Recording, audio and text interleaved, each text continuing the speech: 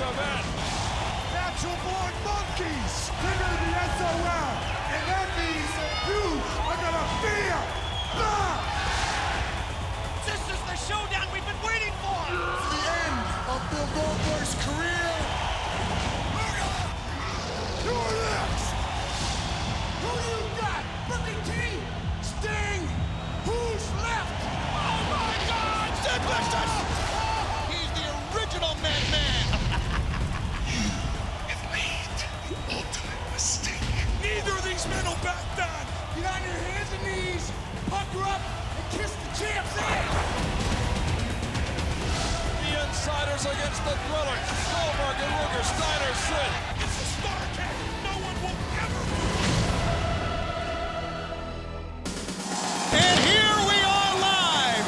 They may have finally decided which man will go to the White House in January, but tonight, here in Washington, in the nation's capital, we're going to decide which maniac will be the WCW World Champion. Welcome to Starrcade 2000. Ladies and gentlemen, we come to you from downtown Washington, D.C. at the MCI Center, where tonight, 10 matches lay before you at this holiday season. Hi, everybody. It's Tony Schiavone, along with Scott Hudson, and the best-looking big man in all of pay-per-view. We're talking about Mark Madden. And Mark, take a look at what's high above the ring. In that envelope, a contract for a title match against World Cruiserweight Champion Chavo Guerrero Jr.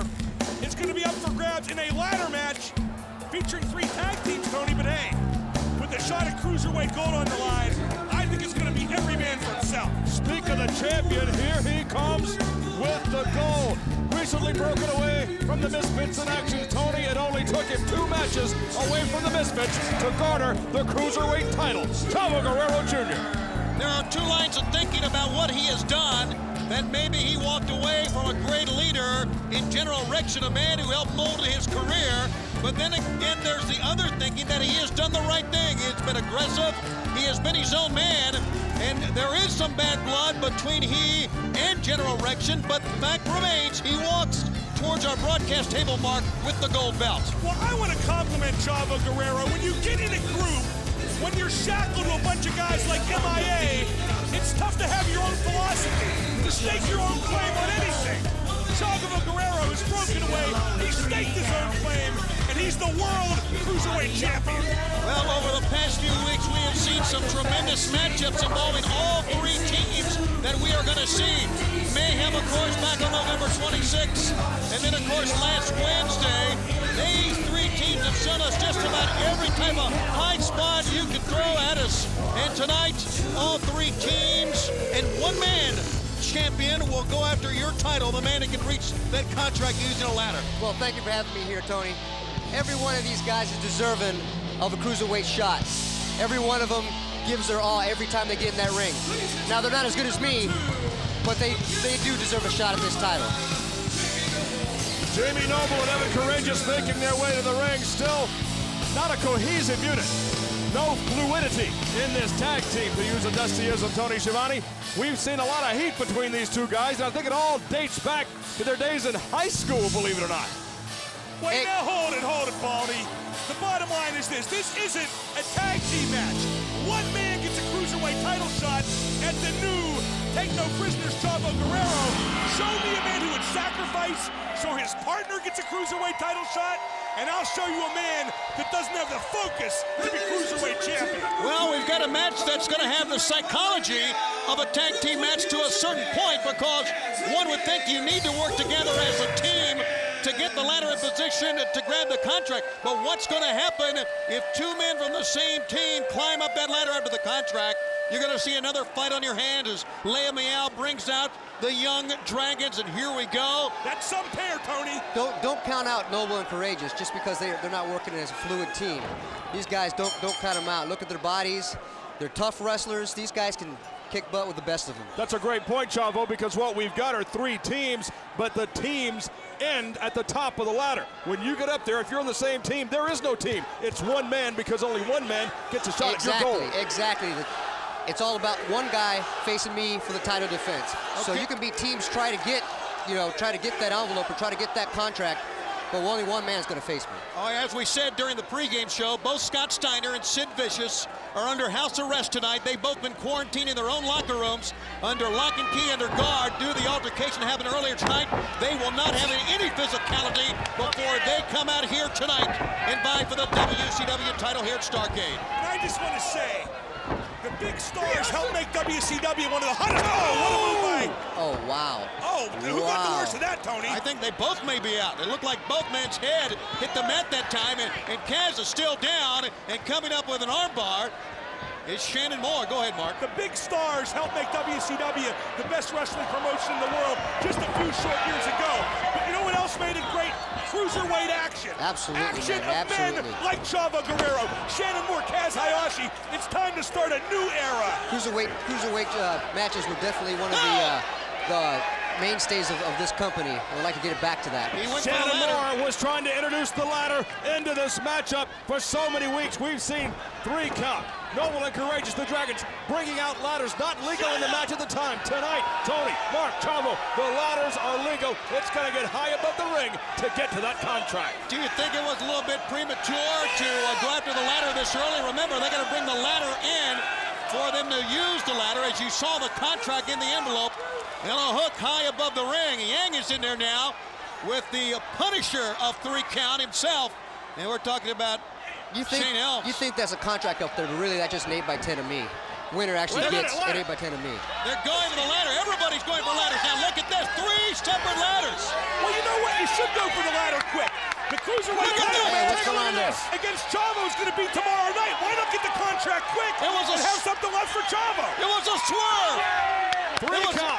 Look Scaling the at ladder. these guys. These guys are hungry. They're going for it. Everybody wants a shot at my belt there. Oh! Look at that. The Young Dragons spoil the efforts of 3 count, and out goes. Gonna have to be a little quicker than that, guys. Lord Helms, and now the Young Dragons get a chance to go up top. And the best part is when they get up top, they're going to have to fight each other because only one man gets a shot at Chavo.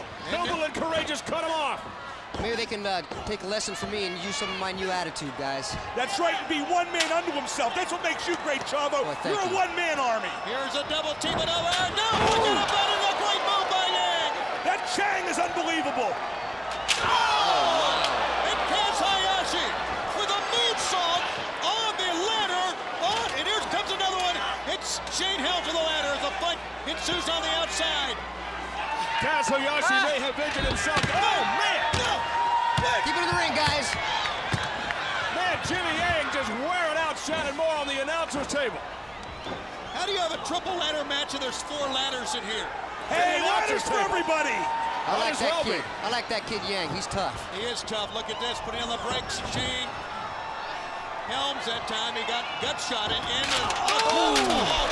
side of his head on the ladder. That is great fluid Well, teamwork. it looks like he's out.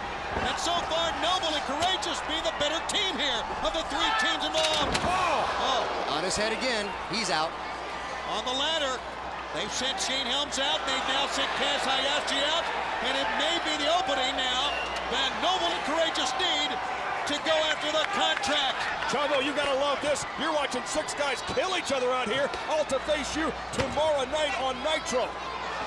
What kind of shape are they gonna be in? Go ahead, go for it, guys. Kick each other's butts because one of you got to face me. So I hope they stay in there as long as they can. Look at Jamie Noble going for it on There's his not going to be own. anything left for me. They're partners. Well, they're not partners in this match.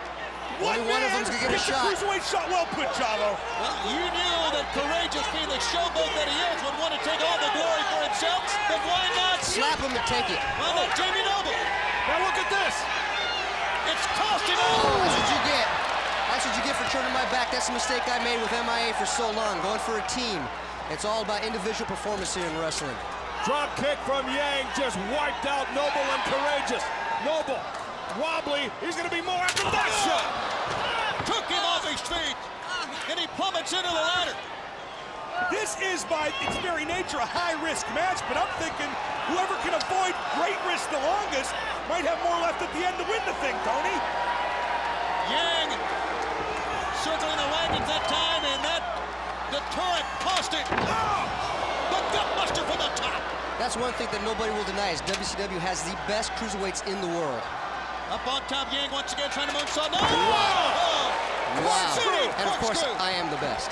And a look at Leia. Speaking of, well, never mind. Encouraging, please stop it. Encouraging the young Dragons on. And Yang came in, but now out of nowhere. That's a good attitude there. I want to steal that one from Shane. He had been out of it for a while from taking the shot from the face, but he was able to regroup. He's now in charge. Suicide dive! Somersault in midair. Look at this He hurt his electrifying back on the crowd way right down. now. That's not saccharin, Tony. That's pure Sugar Shane. The athleticism. Oh! Kaz special right there. The athleticism, unbelievable in this match. It's non-stop action. Elvin, courageous, former cruiserweight champion in his own right, takes flight. Watch out now. Oh, moonsault! Keep killing yourself, boys, because one of you got to face me. 6 men in a career-making opportunity. Meanwhile, in the ring, the carnage is outside. Jamie Noble has a straight shot up top. Jamie Noble avoided risk, and now he's about to win. When you get up to the top rung of the Jump for ladder, it, Jamie. you lose your balance. Oh! Well, so much for avoiding risk. No, I don't think he's going to beat me. Obviously, you can climb up the ladder quickly, but when you get to the last 2 rungs, you lose your balance easily. That's why they get up so fast, and then when they're at the top, they have to straighten themselves up. They have to position because they can fall, and you saw a Titanic fall that time. Looks like a bus wreck outside the ring. Yang's got to get out there. Get up there. Get up. Go for that contract, man. What's he doing with the ladder? Is he trying to steady the Forget the about one your ladder? partner, man. It's not about him. It's all about you. Evan picks him up, belly to back, sending Yang down hard. And the lower back hit the mat. Will it be Evan Courageous? There's no one around. Their bodies all over the floor. There's only one man in the ring with him, and that's Yang. You're wide open when you're high atop that ladder. Evan Courageous. Watch a Yang. Wow. Power slam off That the one ladder. hurt. I felt that one from here. This is reckless action with the capital W, Tony. W-R-E-C-K. These guys are going to be a wreck. Unbelievable. Now look at Jihel. Oh, in the back of the head. It doesn't matter who wins this. These fans are getting their money's worth, that's for sure. Showstopper from the ladder just wiped out Evan Courageous. Yo, Chavo, I got to ask you. You getting a little nervous here? I mean, the winner of this is going to come out of this very inspired, to say the least. Nervous? What are you talking about, nervous? Don't you know who I am? I'm a 3rd-generation wrestler, brother. I apologize. You're the World Cruiserweight Champion. What have these guys been wrestling for, what, 2 years apiece? Whatever left of one of these guys is going to go out to the Wrestling's been cruiserweight feeding my title. family for 3 generations. Helms and Noble high atop that ladder like a scaffold. What has Sugar Shane? Look at the top. Wow. Oh, my God. Sugar Shane calls that the world's highest neck breaker. I can't believe have to what I agree just with him. seen. There was a man's head in a neck breaker from about 4 feet up. Now, I think I would have countered that maybe to a backdrop or maybe a tornado DDT right Oh, there. well, that would have been spectacular had you been. Chavo, that's so easy to say sitting here at the broadcast table. That's why it is easy to say, because I am sitting here. Who's going to have enough left to win this thing? What one man? He's going to go up and capture the contract. These guys are busting it out there. Busting it to get a shot at you in that cruiserweight gold. What does it make you feel like seeing what damage they're doing? I've been in their position. I know how to be hungry like these guys. We got a race These guys are going all on. hungry. They're waiting for a shot at this belt. Shannon Moore's going to win, Tony. I feel it. No way, Yang's going to win. Look at the crowd. They're on their feet. Shane Helms, Jamie Noble on the other end. We've got 4 men. There's only one team up there, though. That's 3 count. That's Helms. That's Moore fighting. The ladders are so unstable at that height with so much weight. He set flip from the top. Fame, fortune, a future is in that envelope. Just inches away as a cruiserweight title shot. What's going to happen? Great move by Shannon Moore. He straddled the top of the ladder to keep it steady, but now he's going down the other side with Yang. Look at the bodies all around. 2 men are left up top right now. But can someone mount a comeback? What does that cruiserweight belt mean? Look at what these men are doing to themselves just to get the cruiserweight title shot. No matter who wins this match, I'll be honest with you guys, this is one of the best ladder matches I've ever seen, bar none. You know what? As long as they've got the ladders, maybe the losers could paint my house. Come on, man. Courageous is getting another ladder as Jamie Noble positions one. Well, actually moves one other way. Watch out. Underneath the rope there. Lambiel taking on the man. He caught his chin on a rung. Here's the man that she threw out of the Young Dragons. The Get last her, man in slap one her, time. and get her out of there. Jamie Noble. A personal vendetta against Jamie Noble. She did not want to see a former member of her group. Forget about her, Evan. Go up the top. shot. Hey, that was a good move. Leia bought members of her team some time to get back in the hunt for that contract and the Cruiserweight title shot. There's almost as many ladders in the ring as there are guys. Leia's been around. There's no question about that. Well, No pun intended, guys. we had billed this one a triple ladder match, but obviously a quadruple ladder match right now. A pickup, look at this, a backbreaker. Keep him down, but you see in the distance that Yang is still there. What's Yang doing? Tony, this isn't a match, it's a hardware store. Look at all those ladders. They don't have this many ladders at Ace, and that's the place. Well, now what?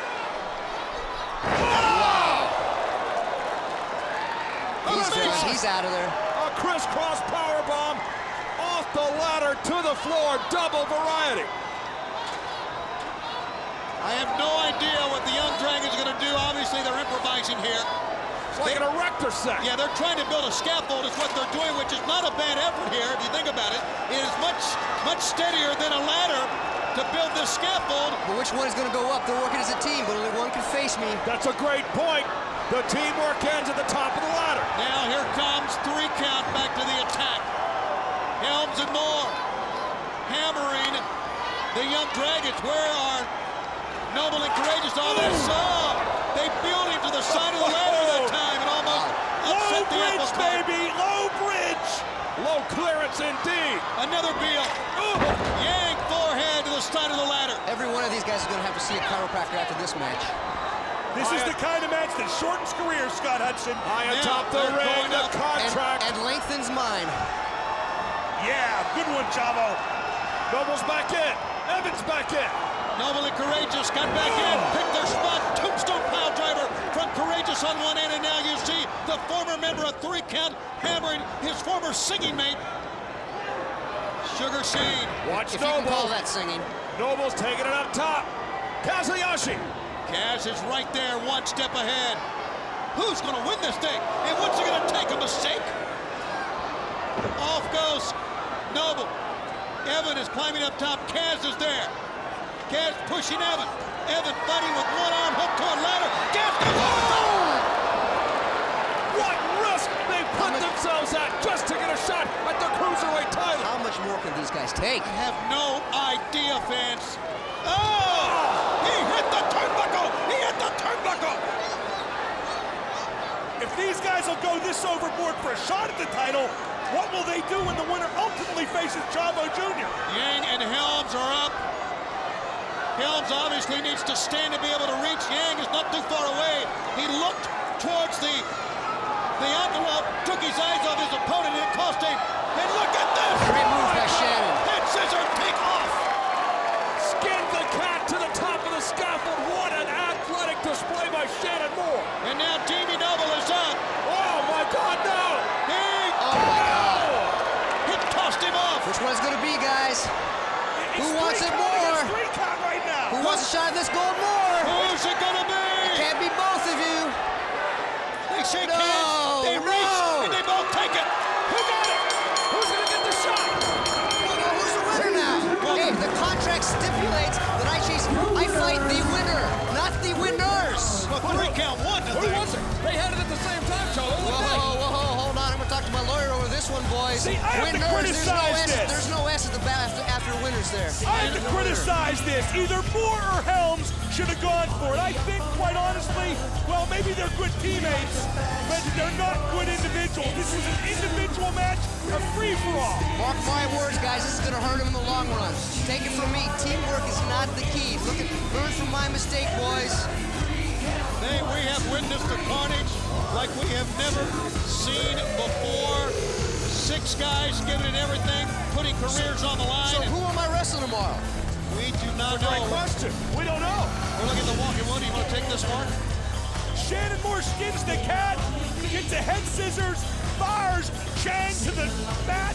What a move by Shannon Moore. I think the best young wrestler in That was a WCW. big mistake. And there it is, a tie right there, Tony. With as much punishment as these guys have taken, I'll face any one of them. I don't care. So there it is, your winners. No, let's there's go no backstage. winners.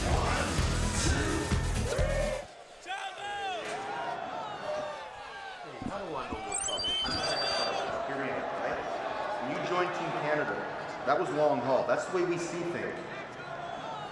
The American fans are never going to take you back, Gene. You turned on them for good. Even if they would take you back. The office was looking at a pink slip for you before you joined Team Canada. You want a career, you want a paycheck for your family. It's Team Canada. That's where the legs of your career lie, Gene. That's your future. Think about it.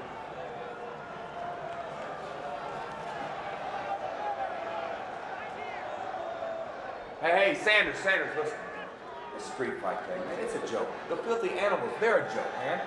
We shouldn't be having this match tonight. It should be a bunkhouse match. Hey, Jeff, let me tell you something. Wheels have already been set in motion, man. It's already been advertised. It's a filthy animal street fight. I don't give a damn. It should be the chosen one's way, a bunkhouse match. I tell you what, why don't we do both tonight? Have a bunkhouse match and a street fight all in one match. That's not a pretty good idea. Whatever. Damn right. Damn right. Okay. You show up tonight, cash in hand, we'll take care of business. All right. B, we're good to go, man. Cash in hand as soon as the job's taken care of. After the job. Oh, yeah. Now, you know our policy. Yeah. We're supposed to get paid cash up front. Right. But since this is such a special job, let's go ahead and make an exception. Sounds good. Cool? Yeah. Wow. Am I baked? Chronic to face Big Vito and Reno tonight, and who has hired them for tonight? I guess we're going to find out, because the person, as they said, is going to show up with cash in hand. That's a blatant violation of Chronic policy.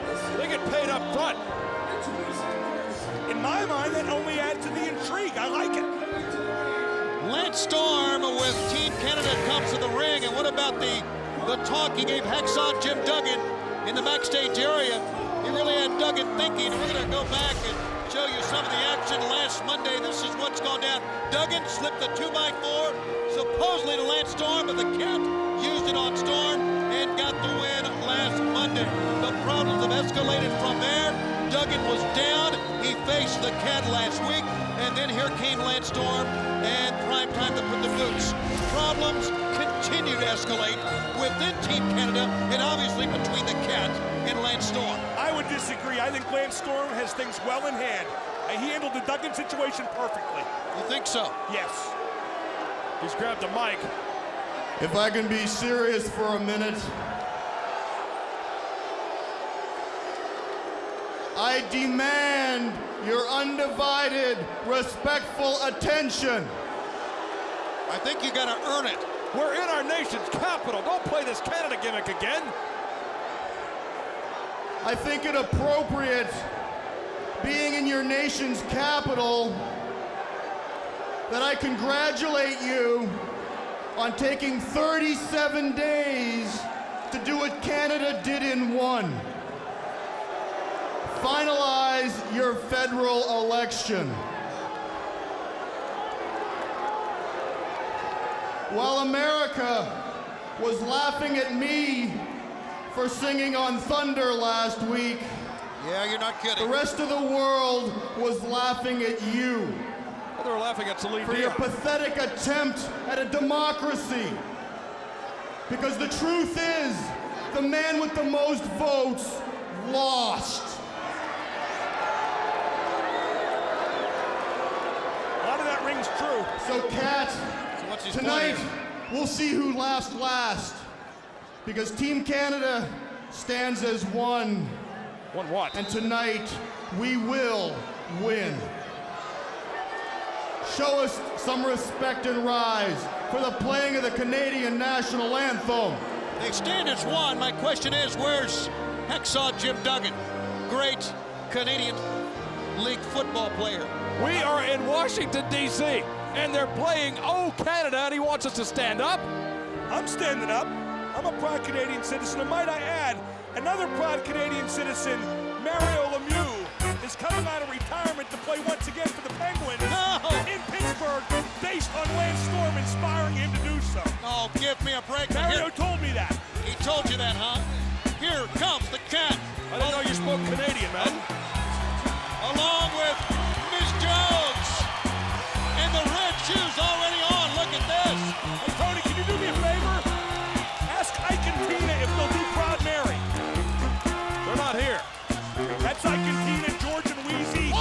Cut that music off. Cut it off. You ask him, Matt.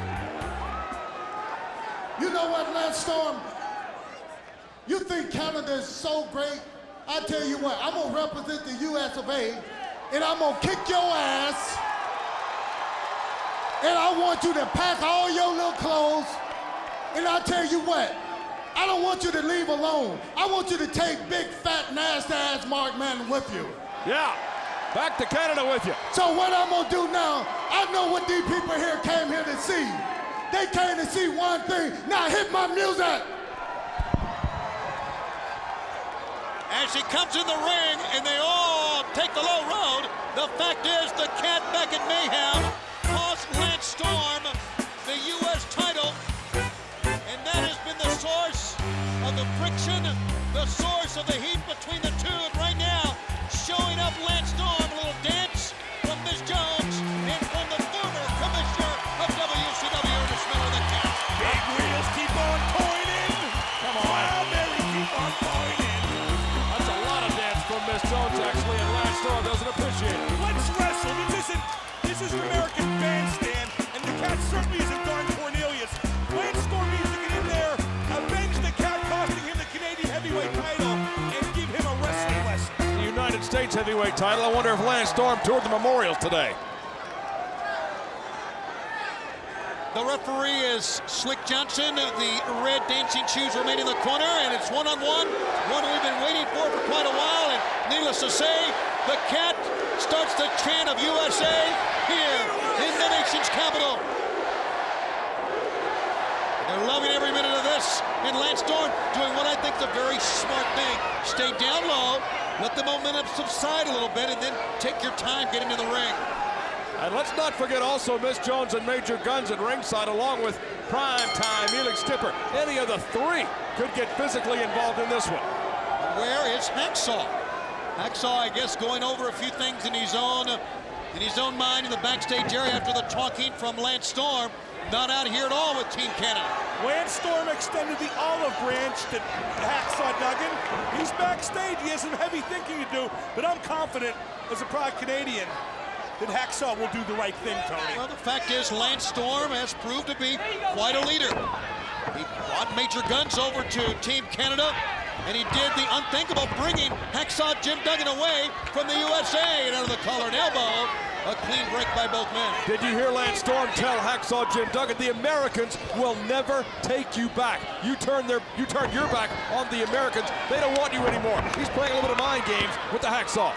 A lot of physicality, a lot of scientific maneuvering going on here with both men in the early going, and you can see right there that Lance Storm does not like to be shown up in scientific wrestling maneuvers by someone like the Cat, who has not been in pro wrestling for any length of time. Well, when you're from Calgary, Alberta, Canada, you don't dance. You don't do this phony karate stuff. You wrestle. Maybe now the advantage is with the Cat. And the Cat is a three-time world karate champion, and the competition he won was very legitimate. But this is a wrestling match, and Lance Storm will soon take control, maybe right now. Slides underneath, a trip by, good move by Major Guns. And she turned the tide of this match early. That was accidental. His foot caught in her cleavage. Oh, speaking of accidental, and speaking of cleavage. Wait a second, I told you. Tempers are gonna flare, and it's all about the women, but watch Prime Time. And the women, as the argument goes on in the ring, the women are outside, the women have got in the ring, and the fans come to their feet here. With Lance Storm. Oh, give the people what they want, Lance. That's what the Cat wants. Look at him. What the people want is a wrestling match, not two tarts in there rolling around with each other. That's what they want. Why are they booing here at the MCI Center? Because they're stupid Americans. They use food stamps to buy tickets for this event.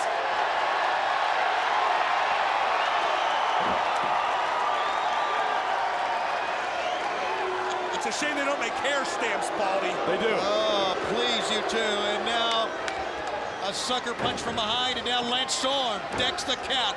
Right hands, Cat goes down to one knee, bounces back up, and Lance Storm decks him. Look at the world karate champ, felled by the superior striking ability of Lance Storm. That's a tremendous point for Mark Madden. What we've got is a striker and a grappler in there, and Lance Storm is fighting the Cat's own game.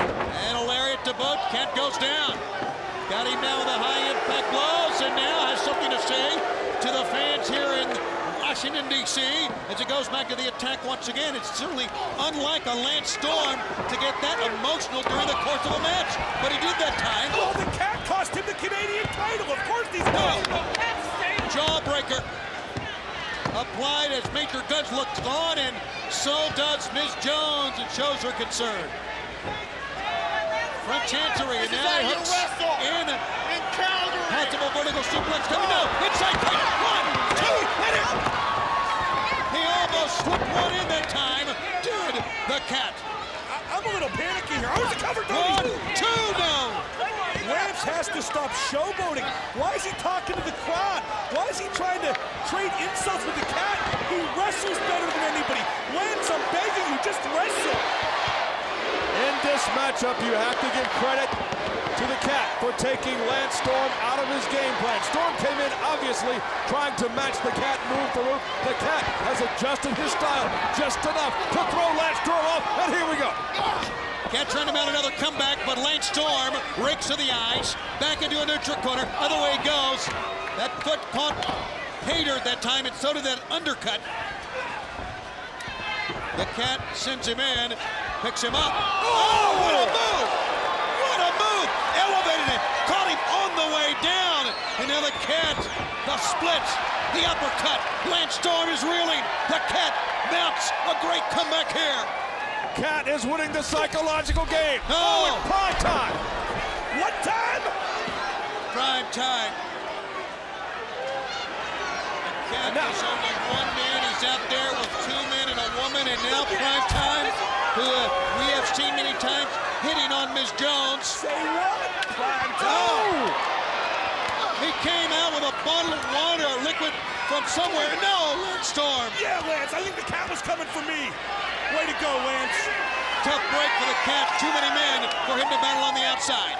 Prime time has been knocked goofy by the cat, but he did his damage. Lance Storm taking over on the greatest. Hey, prime time. Oh! High kick by Miss Jones. Smears Slick Johnson. She laid down a drop kick. Unbelievable action from Miss Jones and Major Gunns. The referee has been knocked into next week. Everybody's getting involved. That's what happens at Starrcade. Reverso into the rail of pain. Oh, and the hip. Look at that hip. The hip. Their bodies everywhere. Sorry. I got lost in hip land there somewhere. Miss Jones trying to bring the ref back up. There's the hip. Thank you. The cat has been noticeably slowed. Almost neutered, if you will, by Prime Time and Lance Storm. And that would make Bob Barker happy. Spay your pets. Oh! Missile drop kick, top rope springboard, but nobody to make the count. 1, 2, 3. 1, 2, 3. That's like a 9 count. He beat the cat 3 times. Did not, Mark. Sorry. One more win, he gets the Stanley Cup, best of 7. Oh, underneath the chin again. The cat, full-on dragon twist, repeated kicks. Spinning back kick that time, put him down. The cat in his element right now. Makes the lateral press. Pinning combination. No. What can keep the cat down? He's had Major Gunns, Prime Time, and Lance Storm give it all they've got, and he's still in this one. The cat is showing tremendous reserve, heart, perseverance. Northern Lights suplex, and no. Almost. Skill is taking over. Resilience is taking over. Talent is taking over. Lance Storm is taking over. What's happening? Something else taking over. Hacksaw! Hacksaw Jim Duggan out. What's he going to do? Look at his hand across his brow. They're cheering for Duggan. Look at the thumbs up. The USA champ. I thought Storm said they wouldn't accept it. Duggan apparently doesn't know what to do. He's in the ring. What's he going to do? What's Duggan going to do? Oh! He nailed the cat. What? And Lance Storm rolls him up into a Canadian Maple Leaf. And he tapped out immediately. He could not take it. Duggan hit the cat from behind and helped Lance Storm win. Oh, that's a man who is torn. That's a man who just turned his back a second time on America. Well, now, I'm going to point something out. Duggan did that kind of half-hearted. Maybe he helped Lance Storm because he felt there was nothing else he could do, that he had no place else to go. Look at this. Lance Storm said it. They are as one, Team Canada, with the hacksaw. But he is not proud. And now, What the? the leader of Team Canada, stabs the man who helped him win the match in the back. This is a leader. Somebody give me a break. What is going on with Lance? Hey, even Gordy Howe got put on waivers sooner or later. Oh, please. It's time for Hacksaw Jim Duggan to retire, it looks like. Now the Cat comes in. Cat helping out to help out Hacksaw Jim Duggan, who caused him to lose, and Lance Storm takes flight.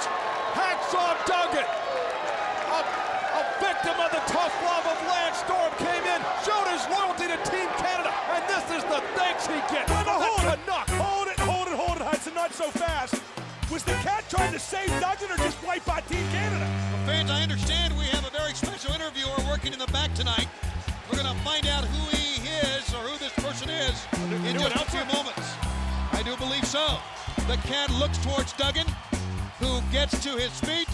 Duggan, why would he let this happen to him? Why would Duggan let it happen as we go backstage? Listen to this. What do we got? Oh, look at this. The ambulance tonight. That 70s guy, Mike Awesome, and Bam Bam Bigelow will go at it in the ambulance match. You think he's not ready? Well, it seems that everybody out there was trying to figure out who the new interviewer was. Well, guess what? You're looking at him, and it's Buff Daddy Bagwell. And it also seems that the brain surgeons, which we have so many here at World Championship Wrestling, got together and said, you know what? We've got to have Buff Bagwell's face on this TV, or we're just not going to draw a rating, especially it being Starrcade. And since they've given me this job, guess what I'm going to do? I'm going to bring in my first interviewees, and that is the Filthy Animals, because they dress so cool. What's up? What's up? Guys, right quick, let's get the bad news out of the way. You may know about this, you may not. Jeff Jarrett and Harris Brothers went to Commissioner Mike Sanders, Mr. Know-It-All. Overrated. Way overrated. Anyway, they have made this into a combination street fight bunkhouse brawl. Are you guys aware of that? Oh, bunkhouse. Are you scared? I don't even know what that's all about. Maybe they want to hit us with milk buckets or tumbleweeds or haystacks or whatever it is. But Billy, what do you think about these bunkhouse rules? Well, I never bunked with a couple guys before. Basically, what he's saying, Jeff Jarrett, is this. You talk about having all these guitars. Why don't you stick them up? Maybe you'll get some rhythm. And you talk about having all the stroke. Too bad you're the only one doing all the stroking. Tonight it's on and cracking. Órale, arriba la raza. Those guys are so cool. Guess what? They are going to win tonight. What up, Ray Ray? Tune in.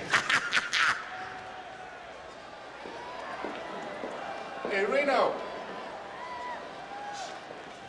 What's going on here? You get done playing T-ball with the Weeble Wobbles, and you want to come on back up to the big leagues, you're more than welcome, brother. I told you guys, back off, man. This ain't your deal. These clowns now, we got the biggest congealed flying in the industry, moron. Wow, turning his back on the Thrillers. And I guess around the holiday times, or around any time, especially as far as Reno is concerned, blood is thicker than water. After seeing Maria, I can think of something else that's thicker. This is a big night. Starrcade, WCW's biggest pay-per-view, hardcore title defense match, and the hottest gimmick in sports entertainment, and you don't want to wear your 70s clothes. Crowbar, I told you, that whole gimmick is like a poop sandwich holding bread. It's making you soft. You're losing your edge, Crowbar. I'll see you later after this match with my hardcore title, my cool 70s duds, and I'm going to party hardy. I'll catch you later. Oh, hold the phone. The hardcore match has started. Did you hear her say that this 70s gimmick is making you soft? Good night, I guess we're on. Hardcore title at stake, Crowbar defending against his idol, the hardcore legend, Terry Funk. Terry Funk, who on Monday night came in dressed as Santa. And there you see Scott James say, ring the bell. I think that's a foregone conclusion there, Scott. Oh, hit first to another one of the trucks. That is right out the backstage area. We're watching all this go on. Terry Funk has battled back into the hardcore division. Where has he been? Exactly. Here's the counter. 1, 2. Terry Funk has been absent from WCW after really taking over WCW at the beginning of the year. And mean, how does he dance right back in here and get a hardcore title shot? We went week after week after week with qualifying matches and could not find the #1 contender. Funk comes back on Nitro, and here he is at Starrcade wrestling for the gold. I'll tell you how he gets a title shot, Einstein. It's because he invented hardcore, he perfected hardcore, he is hardcore, and he's no stranger to disappearing for a while either. Hell, his first retirement match was in 1983 in Japan, and ever since then, retire, quit, retire, quit, retire, quit. He's nuts. Learn to live with it. It's an amazing stat. His first retirement match was the same year we had our very first Starrcade. And now here, 17 years later, he's still battling, not only in just a match, but in the most brutal, most physical of all matches, a hardcore battle. Somebody shut that broad up. That goes right through me, that screaming. It's Yak, not Broad, and what is it going to take to stop Terry Funk? Barbed wire matches, impact matches, exploding landmine matches. He's been through it all. I don't think there is anything in that truck that can stop Terry Funk. Not even a grill of a car. Oh, he bounced from one side to the other. Oh. Do you want to know what it'll take to stop Terry Funk? Death. Period. Death. Is that a little truck? I think he'd come out of his grave. Oh! What on earth? If Terry Funk will take this cover the track, punishment, 1, 2. No, Terry Funk's out. Go ahead. Imagine how much he'll give. If he has this little regard for his own body, how little regard does he have for his opponents? None. You finally got one right, didn't you? Terry Funk and Crowbar for the hardcore title. Crowbar said it. He made no bones about it. Funk is his idol. The man, he watched him at New York Knockouts 9 years ago against Ric Flair in Troy, New York, in that incredible I Quit match. It made him want to be a hardcore wrestler. And now he's in there with one of the participants, and he is holding his own against the legend. God, what happens if he falls? Watch out! Hey, build him up! On the table! Yeah. That's our hardcore champion. Hip toss through a table out of a semi-truck. I got a question for you guys. Why do you think Daphne's back with Crowbar all of a sudden? She's got a belt. Exactly. Well, she cares for him, and she said he was getting soft. I wonder if Crowbar is thinking that maybe that 70s gimmick is getting him soft. A door? Oh! Well, we've had the grill. Why not the door and the hubcap to boot?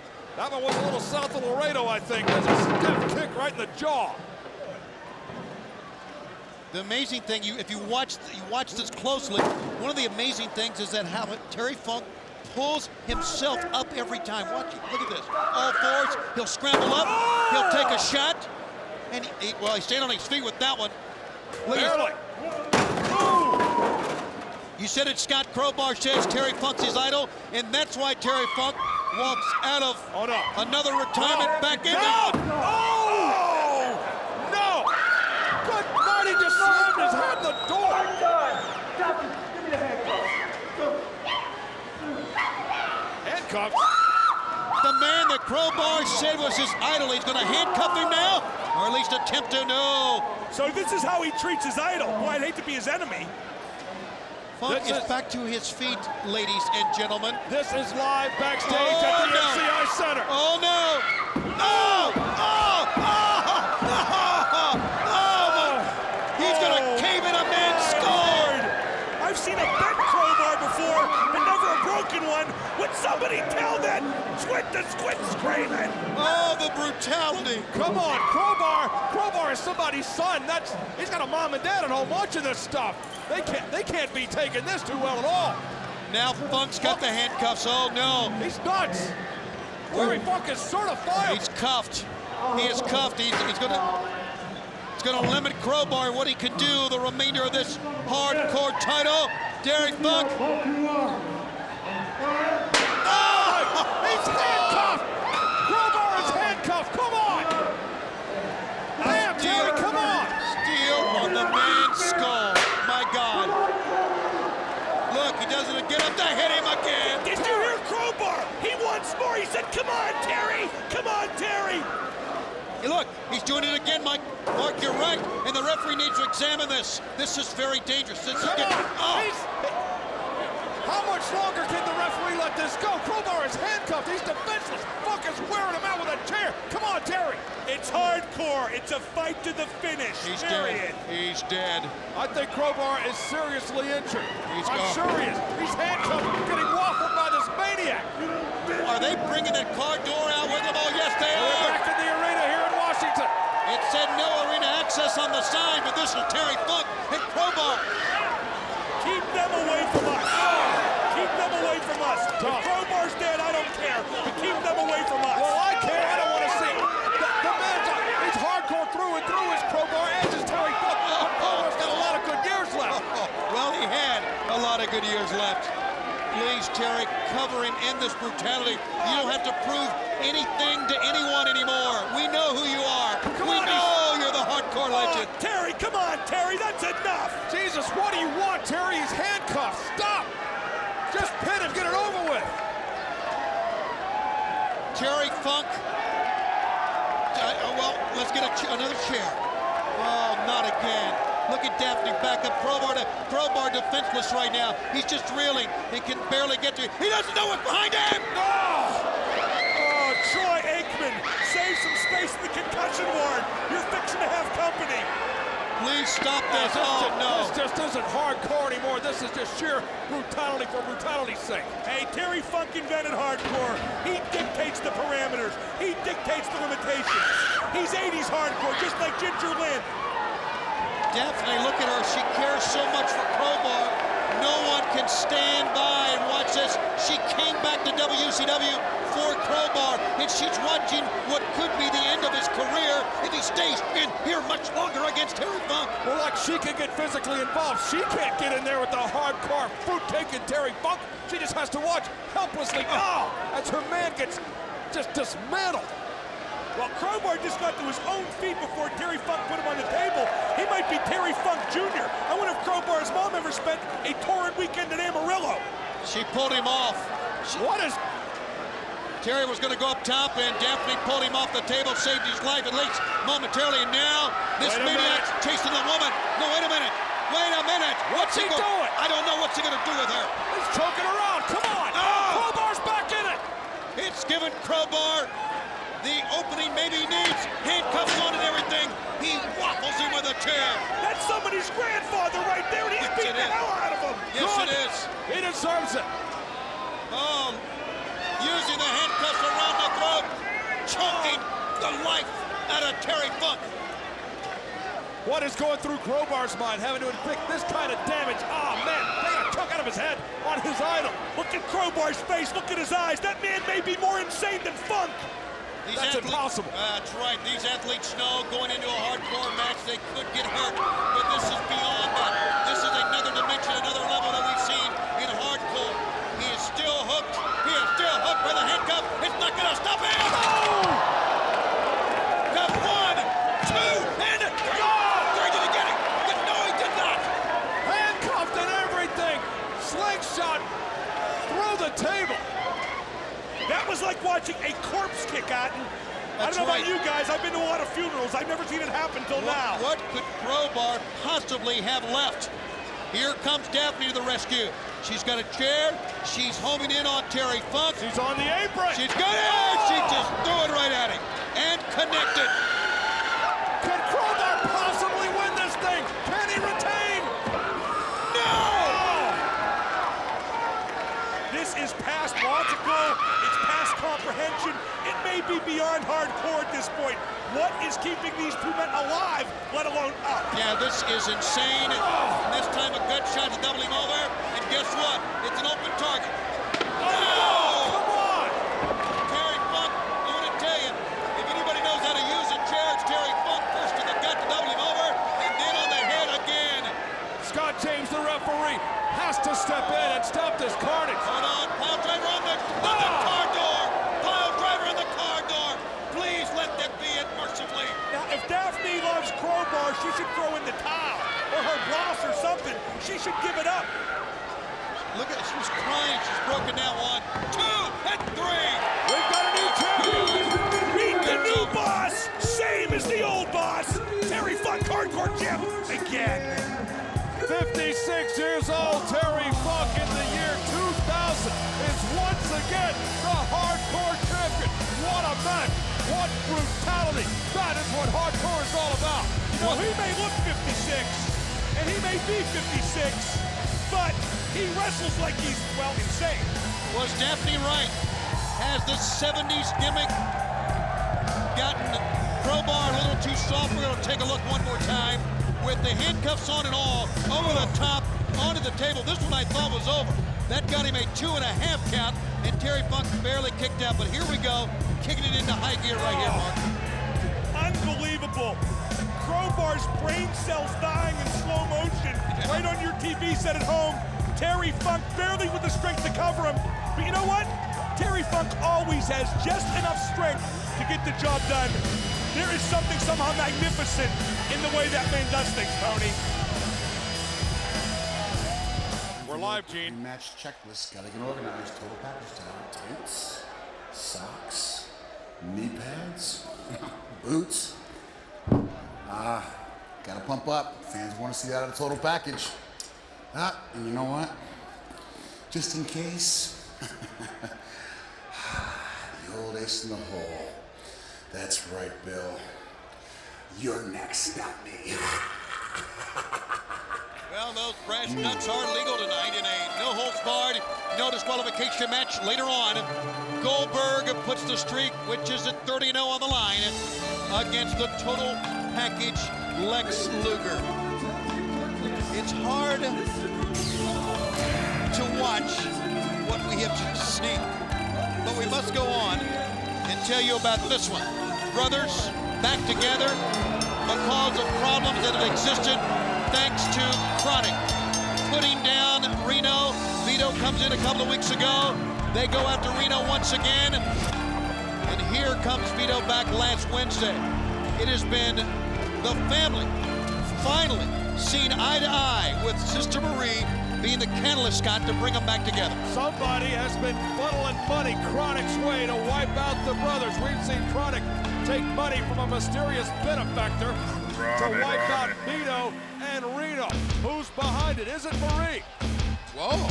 Well, whoever's paying the freight. It's a good call. Whoever's paying the freight couldn't be too happy right now because all they've done is bring Reno and Vito back together. And I'm glad to see it too. They go together like marinara and linguine, like scungili and pasta, like Benito and Mussolini. They were made for each other. Here come the mercenaries, the paid assassins, if you will. You know, if they're taking checks, we should just look at the check. Whose name is on it? They're not getting paid till after the job is done. And frankly, I can't believe that Chronic has made an exception in their usual policy of pay first, get the job done after. Does this mean we're going to see, are we going to find out tonight who's been the benefactor? Who's been the person behind this money that Chronic's been amassing over the past couple of weeks? Everybody knows that Chronic's all about breaking necks and cashing checks. And that's what we are hired to do tonight. And when we're done, we expect payment in full. You understand that, little sister? Oh! Did you hear? Wait a minute. They said, do you understand that, little sister?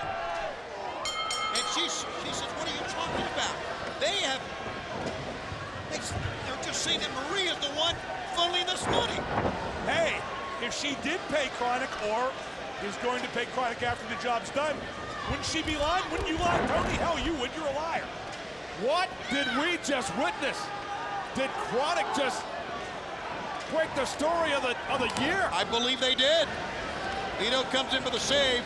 Vito and Reno, we saw in the backstage area, the Natural Born Thrillers try to bring Reno back to the fold, and Reno would have nothing of it. And he's in with his brother here to try to ward off the advances here of Chronic, who are here to collect a big paycheck, seemingly now from Marie. What's her motivation? Why is she spending money, her own money, I guess, to have her own brothers destroyed? Here's a cover by Big Vito, and we got a 2 count and a kick out. She claims that's not the case, Scott. Oh, come on, you believe that? Matt, you know women, why is she doing it? Because she's a filthy tramp, but the bottom line is this. Right now, the Sons of Italy are fighting Chronic to a virtual standstill. In fact, the Eye Ties may even have the advantage right now.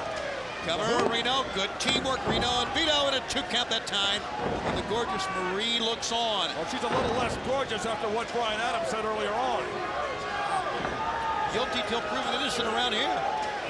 Into the side of the head. It was eyewitness testimony, Tony. We heard it from Brian Adams himself. You're seeing, well, Scott, there you go. We're seeing some continuity here with the brothers, and I don't know, maybe the accusation to Marie, maybe it fired them up, got them. What it did to them, but they're looking good. At least they were. Here comes big Brian Clark. Double underhook. Over the top, nicely done. Cover 1, 2. Couldn't keep him down. Tell you what, she may be not guilty, but I think she hasn't been innocent for a long, long time. We do not know that. Oh, but we can hear that. What we're seeing is Chronic at their best. This is what they do. They beat people up. Win matches, lose matches, doesn't matter. They earn money by inflicting damage. Nobody ever wants a rematch with Chronic. The Mafia kick from Big Vito, and a lot of the time, Scott, they use that intimidation factor to help them push. He's confronting, looking for money right now. Well, now hold it, the job's not done, Brian. She has no idea what he's talking about. Look at her. Well, she acts like she has no idea what Brian Adams is talking about. So you say, like Scott, you believe him and not her. What would you do? Fess up on national TV right now? Don't be a dolt, Tony. Well, let's see if it pans out that way. Double team. Chronic taking flight. Amazing. Brian Clark at 6'7", 290. He may be 300. Flipping over like a cruiserweight. And Vito paid the price. Oh, no. Oh. Now the argument about the money still goes on. Can we listen in? I have no idea what you're talking about, is what she said. I believe Brian Adams, it's his money. Not his money yet. That's the point. Meanwhile, Vito's getting wasted by a steel chair thanks to Brian Clark. And Adams and Marie face to face.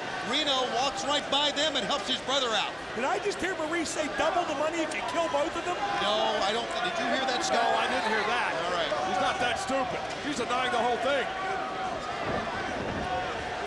Now Chronic, as Reno was trying to go for the save and the referee stopping him. He's out to help his brother. Why would Marie do this to her own flesh and blood? I don't know the answer to that. I don't even know if that's the case. And what impact is that having on Vito and Reno in there, hearing that accusation from Brian Adams? Over the top, do we believe Chronic? Do we believe Marie? Who do we believe in this match?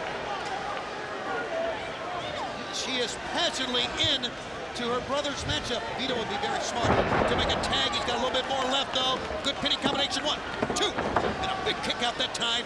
Big Brian Adams. Should have tagged. Should have tagged. You got You're right. that one last move in, but now Chronic is about to take. Oh, advantage in a big way. Call this, Tony. I like this move. Oh, Nelson slam. As Reno screams for his brother to make a tag. No tag coming here, but a save from Reno from the outside in. Reno, so far estranged from his family, finally back in the fold. What is going through his mind? Hearing that accusation that maybe Marie, or positively Marie, is behind what is going on in this ring right now. Caught in the neutral corner. The fact is, the girl has put herself out here in harm's way, possibly, with Chronic. If in fact she is not the person behind. Oh, the checks, the cover, belly to back, 1, 2, no. Again, there's a lot left in Big Vito. Big Vito has shown us so much reserve, so much tenacity, so much heart, and he's going to have to show a lot more of it here tonight because Chronic right now has kicked it into high gear. Vito looking out towards Reno, who's pounding on that turnbuckle for Vito to make a tell the phone. What do we have here? And what cause do these guys have in coming out here? Now, wait a minute. That begs a question. Could these guys have pooled their money? So now we're blaming them. No, we're not. We're asking the question.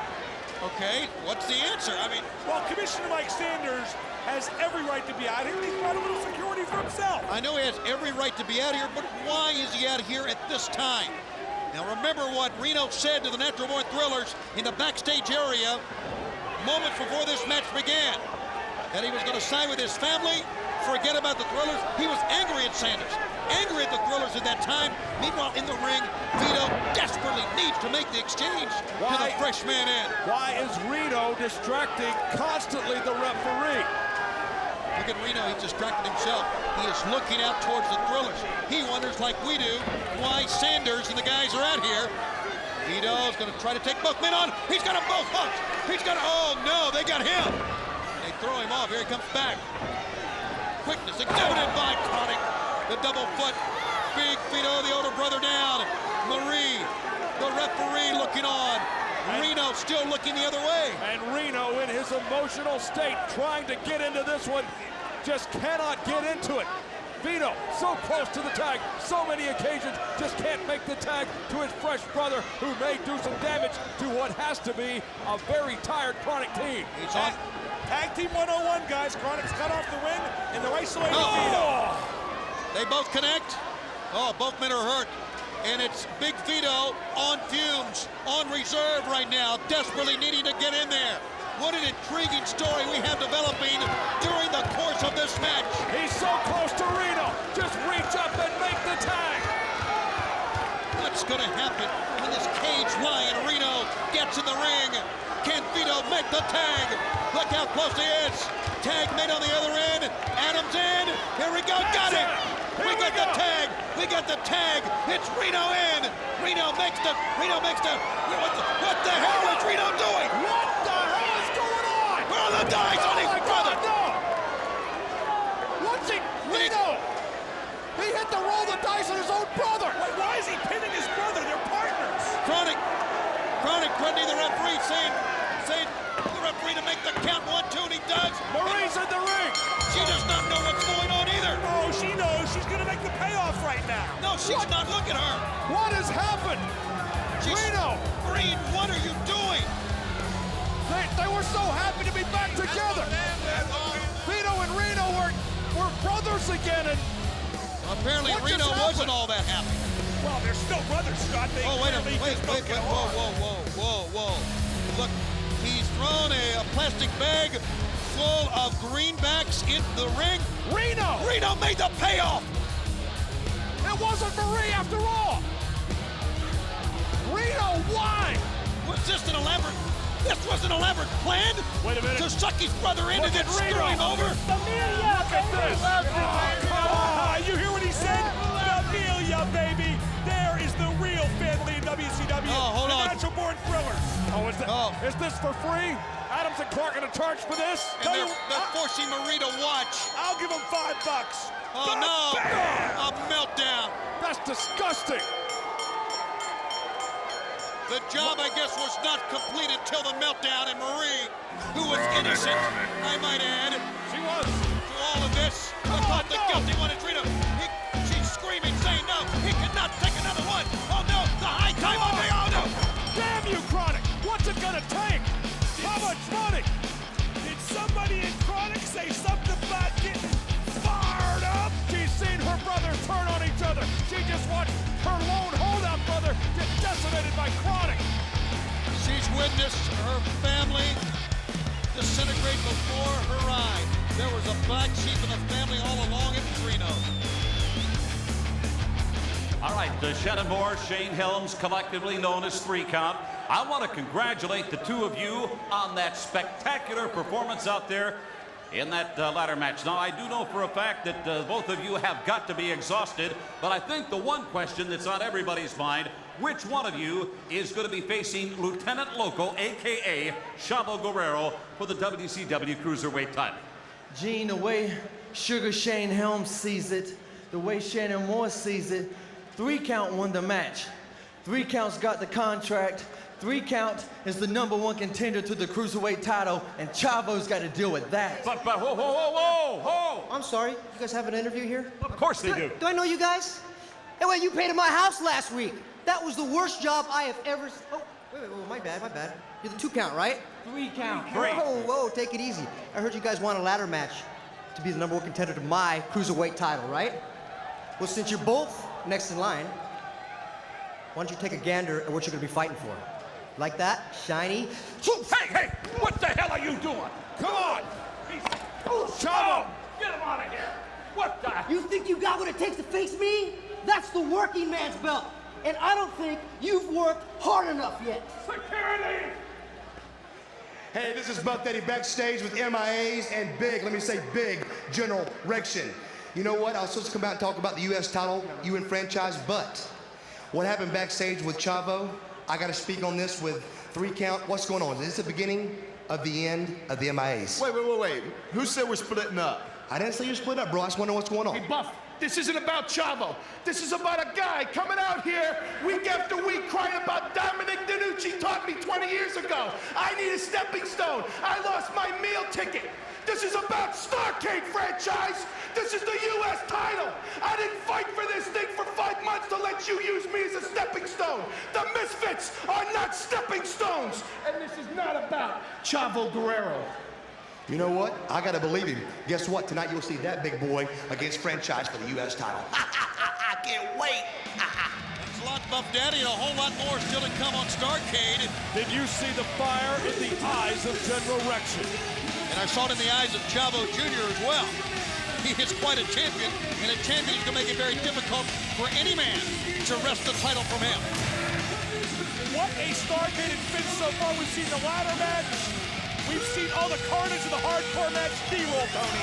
B-roll time means we go back to Thunder when a hardcore match was going on between Bam Bam and Sergeant AWOL. First time we had seen that 70s guy since the Mayhem incident. Little rebound for Bam Bam Bigelow on December 4th, the Nitro coming out of the ambulance. But Mike Awesome will not be deterred.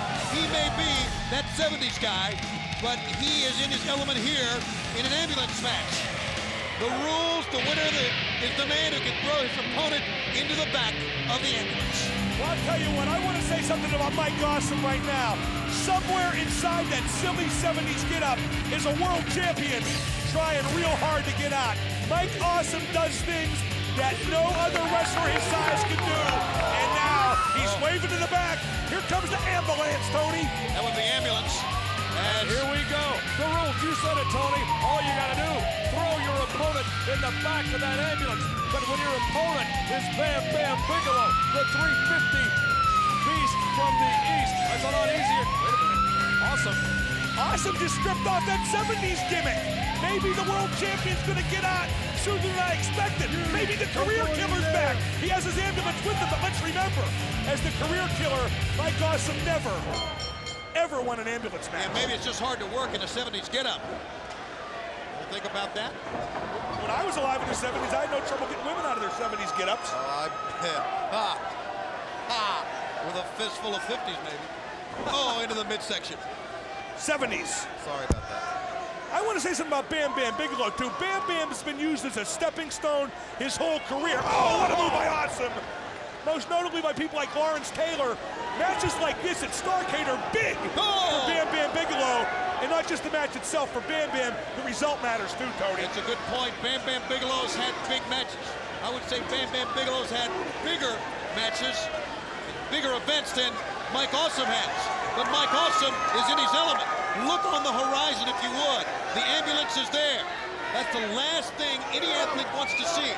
An ambulance pull up, but it'll be taken out of it. And that's the way to end this match here tonight here at Starrcade 2000. Did you see the ring shake when Bigelow slammed Awesome back first into the corner post? What impact! Immediately, Bigelow walks toward the ambulance. They got to go down, obviously, down the entryway into the right side there. But he's got the ring bell. Now what? Oh, no, he's got the ring bell. Oh. Ring his bell, literally. Mike Awesome, it's all about revenge. He missed the pay-per-view payoff last month at Mayhem thanks to the Maniac Beast from the East. Never got in the ring at Mayhem, if you'll recall.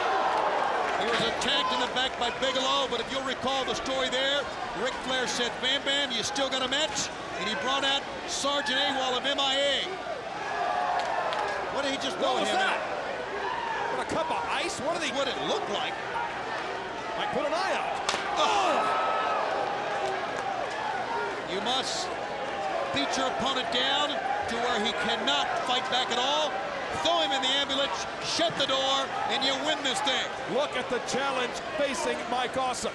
How are you going to get a 350-pounder into the back of an ambulance if he just don't want to go? What a Starrcade it's been so far. We've had a ladder match. We've had the Carnage and Terry Funk winning the hardcore title yet again. Later on, Luger against Goldberg. Page and Nash against the Perfect Defense. What a card it's been so far. Locked in nicely, did Awesome and now fisticuffs, both men firing on each other. They're going towards the vehicle. The ambulance. I stand corrected. Bigelow is closer to 400 pounds, which makes him only slightly smaller than the ambulance itself. Let's not forget all that you were talking about, Mark. Still to come tonight.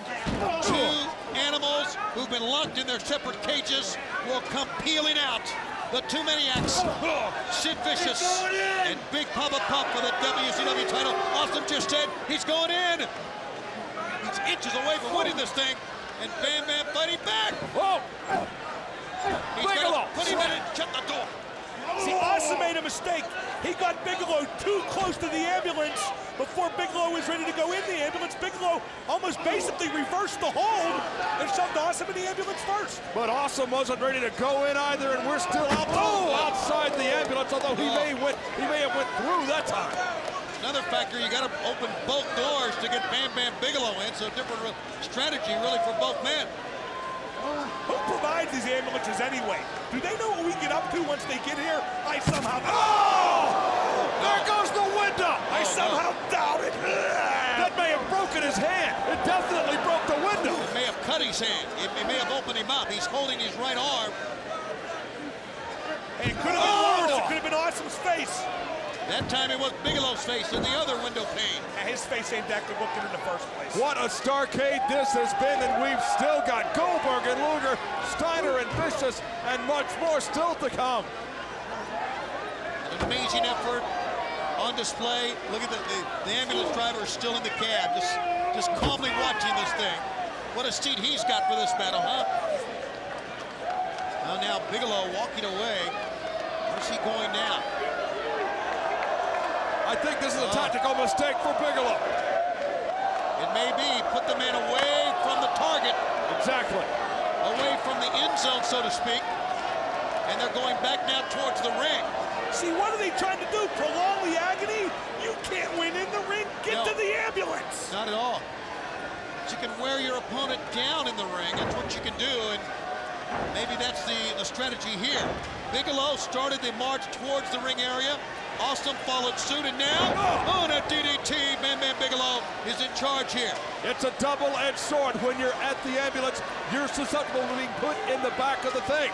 But your opponent is equally susceptible. Get back in the ring, beat him down, knock him out, then put him in the ambulance. But then you got to drag him to the ambulance. Good point. Why not let him walk under his own accord to get there, then knock him out and put him in? Strategy's so important in this matchup. Hang on a sec. It's easy for us to say sitting here, please. Take your battle. The ambulance is on the other side. Holy smokes. Well, here's a thought. There's no rule that says somebody can't drive the ambulance closer. Well, no! Bigelow and Awesome on top of the announce table. No ambulance here, guys. No ambulance here. Oh, but they can soften each other up on this rock-solid announce table. Oh, no!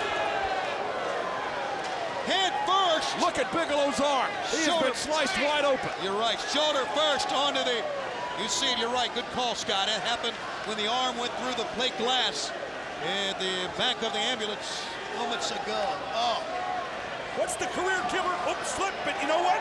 He might wind up being a career killer right here and right now because he has Bigelow on the ropes big time. When you're called the career killer, you earn it. You can't lose it, even though you may dress up in a leisure suit. He's actually got Bigelow on the floor, and he's got him staggered. Mike Awesome, can he get off the schneid, as it were, and win an ambulance match? Hanging on to the big beast from the east. No defense at all. Bigelow has nothing to hold back. Is Awesome the smiling? advances of Awesome. Is he actually smiling at this? I believe it. You're right. I believe he is actually enjoying what's going on. Hilarious. The big beast from the east is rocking and rolling here. Look at Awesome. A head of steam from the bottom of the ramp all the way to the ring. And Bigelow saw it coming. What a mistake that was.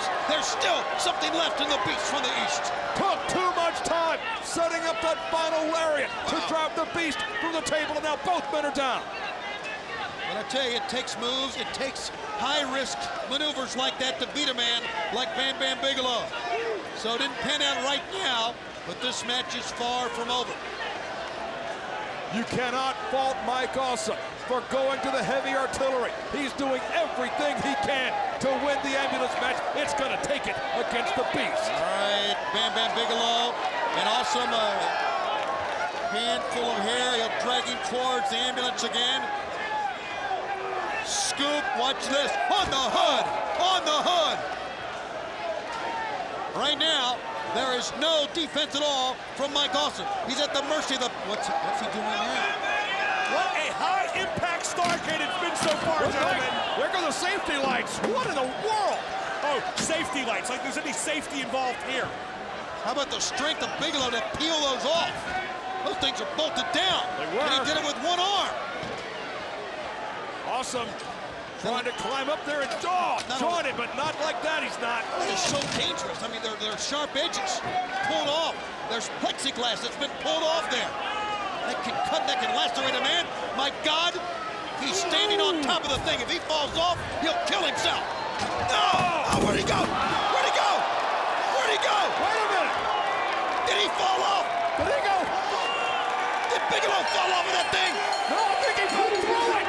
He fell through the roof into the ambulance. My God, Bigelow broke the roof of an ambulance. Career killer wins. Career killer wins. That is unbelievable. There's the shot from the other side. Gentlemen, you're right. He has fallen through the roof of the ambulance. He is in the ambulance, not through the door, through another means. Hey, by any means necessary. My God. I hope there's an aerial replay because I would love to see this. That is unbelievable. He did it. That is a first. Awesome is the term, and awesome is the winner. He won the ambulance match. Bigelow is going to get a big invoice from the ambulance guys. He destroyed the meat wagon, and Mike Awesome, the career killer, is back. Now tell me something, Tony. Is the 70s guy dead? Have we seen the last of the 70s guy? I think you can put him in any type of suit and any type of get-up you want. He is. Let's take a look from another angle, Mark. Take a look at this. Bam Bam Bigelow is weaving, and there's that big shot with the safety light. There it is, right through the roof. Another angle again, using the safety lights, and at 325 plus, it could know the frame of Bam Bam Bigelow. Oh, 400 pounds easy. What ambulance can hold it? The 70s guy is your winner at Starrcade. Take it, Gene. All right, Tony, thank you. Reno, you suckered everybody in tonight, including Big Vito and your sister Marie. What the hell were you thinking? You broke up your family again. Merry Christmas, big brother. I tell you, I must have been adopted because this is my real familia. Exactly, just another weeble wobble that got suckered in by the Thrillers, Gene. You know, you guys make me sick, but Commissioner Mike Sanders, you've got your own set of problems tonight because all of a sudden it is going to be, yes, these two gentlemen, the perfect event, facing Kevin Nash and Diamond Dallas Page for the WCW Tag Team titles. You know, Gene, I know I'm your favorite. Hell, I'm everybody's favorite, but we're not here to talk about me tonight. We're not? We're here to talk about the perfect event, and nobody says perfect event like the perfect event. Just what I thought. Chuck Palumbo. Well, let's see. First of all, you got Diamond Dallas Trailer Park Trash. Please. Then you got that big goof, Kevin Nash. What a goof. I'm disgusted. Sean, take it away. Tell him how I feel. Kevin Nash, Diamond Dallas Page, for the last 2 weeks, you run your cake holes about how these titles mean something to you, and at Starrcade, how you're gonna get them back. Well, guess what, boys? We're at Starrcade, and guess what? You're not getting them back. Note to self. The ones who tell you that winning isn't everything are complete and absolute losers. Losers. And that's exactly what you guys will be tonight, as the perfect event will retain the tag team titles and go down as the greatest tag team champions in WCW history. And Gene, we got a little something special for you here at Starrcade. What's that? What's that? Don't worry about it. I gotta tell you something. That guy there especially. That little wise ass, I'm gonna slap the crap out of him one of these days. Tony, back to you. What Well, as Mark Madden found out in Canada earlier this year, don't mess with Mean Gene Okerlund. Hey, don't bring that up again, you jackass. Here he comes, the franchise who tonight gets a chance of becoming the United States heavyweight champion. And for the first time in a long time, he's approaching the ring solo after what went down with General Rection. It's been a personal vendetta that started back on the 29th of November, and then remember when General Rection had the world title shot back on December 4th, after he was in the Steiner recliner, the franchise nailed him. Then he took out his anguish on the Corporal last week for General Rection to come in for the save. Cut the damn music! And help matters out. Cut the damn music, Tony! He is not in a good mood. We've cut the music, Mark. Even low IQ morons like you can see something's missing from my side. I've taken 20 years of my life to be the best this sport has to offer up, and people like you don't show me the respect I deserve. I think they are. Well, once again, you earn it, you just don't get it. Now, General Rection, Hugh Morris, you're responsible for that beautiful woman missing by my side tonight. So I promise all of you idiots that your ticket will be paid for because of what he did to my girl. I promise you tonight, it won't take 36 days for them to figure out who has won this contest.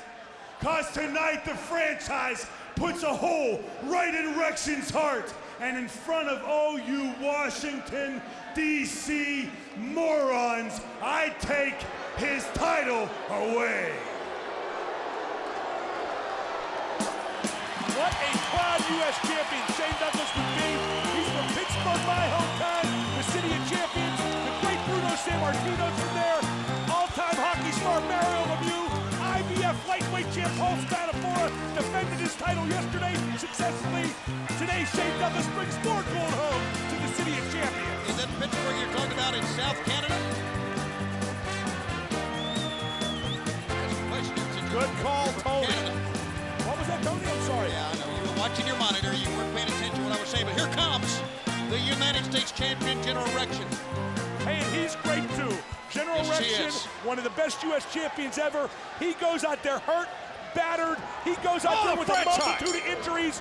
But he's a great, great champion because he has guts. He's got guts. He's got authority. He is a great leader for MIA, but also, let's call it like we see it. He's a man who has a lot on his mind right now. And will it be enough to keep him back here tonight? Because you think about what happened with Team Canada, Major Guns, defecting to Team Canada, and the recent problems existing between he and Lieutenant Loco, a.k.a. Chavo Guerrero Jr. Well, let's face it, General Rection is the leader of a very dwindling army right now. Guns is gone. Chavo Guerrero, it looks like he's gone. I don't know what the deal is with Corporal Cajun. Rection's almost on his own, and he's on his own against the wrong guy right now. Earlier today, I talked to the franchise about this very matchup. He made it crystal clear. His personal hatred for General Rection has superseded the United States title, and that's a mistake for the franchise. That is the #1 contender belt in World Championship Wrestling, a very prestigious title. Franchise better concentrate on the belt and worry about the hatred for another day. I don't know, hatred can be an awful good fuel to get you to where you can win a title like the U.S. belt, Scott. But General Rection comes in with the belt. All he's got to do is survive the franchise. Can he suck it up and defeat the... Oh, wow, that was close. Calling the referee, it also served to get the attention of General Rection, who had put the brakes on, and General Rection used a 300-pound frame up against the body of the franchise, up against the turnbuckles, and now the General taking charge on the outside. Yeah, I guess that would have been another accident if Rection would have hit Charles Robinson. That was an accident. Chavo Guerrero would have hit Charles Robinson. Chavo Guerrero has the winning attitude. That's why he has a belt and why Rection's fixing to lose his. Hang on. You're trying to tell me doesn't General Rection have a belt? Not for now, he does. High atop the broadcast table, General Rection, our U.S. champion, doing a dance on the franchise. Oh, as we try to regather. Second man in the ring for disadvantage. Forget a belt, he needs a truss. Is that how DiNucci taught him at school? May have. Here he comes again. Look at the gut shots. Look at the face of the franchise. Those aren't gut shots. Those are, well, something rhymes with gut shots. That last one. Oh, he has cojones of steel. And he's daring him to hit him again. Look at the General. Unbelievable bear hug. He took everything the franchise had to offer. I mean, everything, and he's still standing. The United States heavyweight champion, proving for once and for all time he is deserving of that title. I hate to say this, but he messed up his hair and went to a bear hug. Bruno, you may hate me, but you gotta love this. Messed up his hair? Come on. How much more can the franchise take? Look at the big, powerful, massive arms of the General, of the champion, squeezing the life out of the pride of Pittsburgh. Present company accepted, of course. Look where they are. They all look at the bite of the forehead, the bridge of the nose, forehead, somewhere in that vicinity. It goes back and again. The massive arms, look where they're hooked in the lower back, below the rib cage, going not only in but up in the pain, shooting the body of the franchise. It's got him over. He could have it pinned. 1, 2, no. Also very close. The franchise all but out in the grasp of the General. My lord, he is all but out. And that is a bear hug. Make no mistake about it. The General at what? 340. Just huge, bigger than ever. Squeezing the life out of the franchise. Pretty good, sound game plan here. He has worked on the back.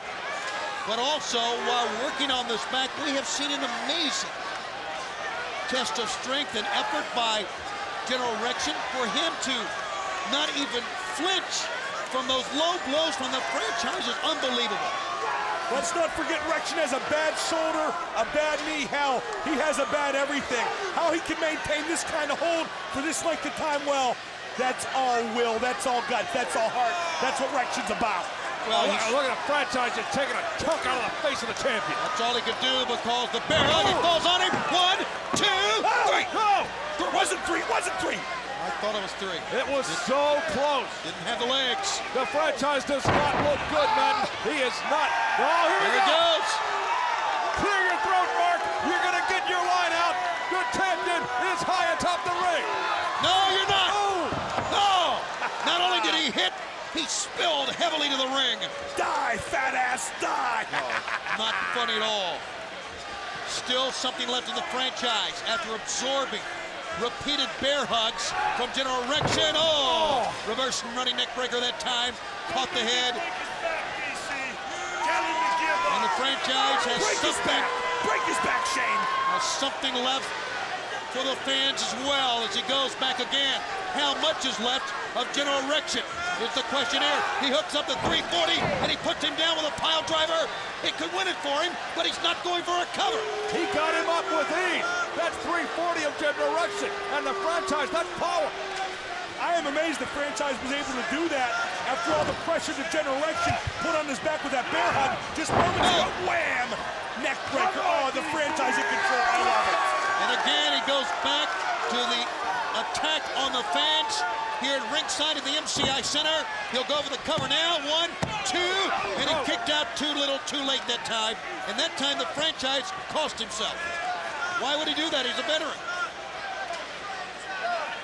Wrenching the neck of the General, the franchise. And he has to know in his heart of hearts, he was very, very close to losing this matchup. He knows this may be his last shot in this match. Rection is ready. He wants to keep the gold. Bottom line is this. Normally, you would pick a weak spot to work on, an injured body part. But Rection's whole body is injured. Rection's whole body is beat up. The franchise has a lot of places to attack, and right now he's working on that neck. We've talked about what the General has been going through the personal crisis within the MIA. But let's talk about what the United States title means to this big man. He has shown so much heart, determination, intestinal fortitude, any word, any term, any cliche you want to use, he has it all because he is proud to be the United States champion. He picked up the franchise. Look at that show off.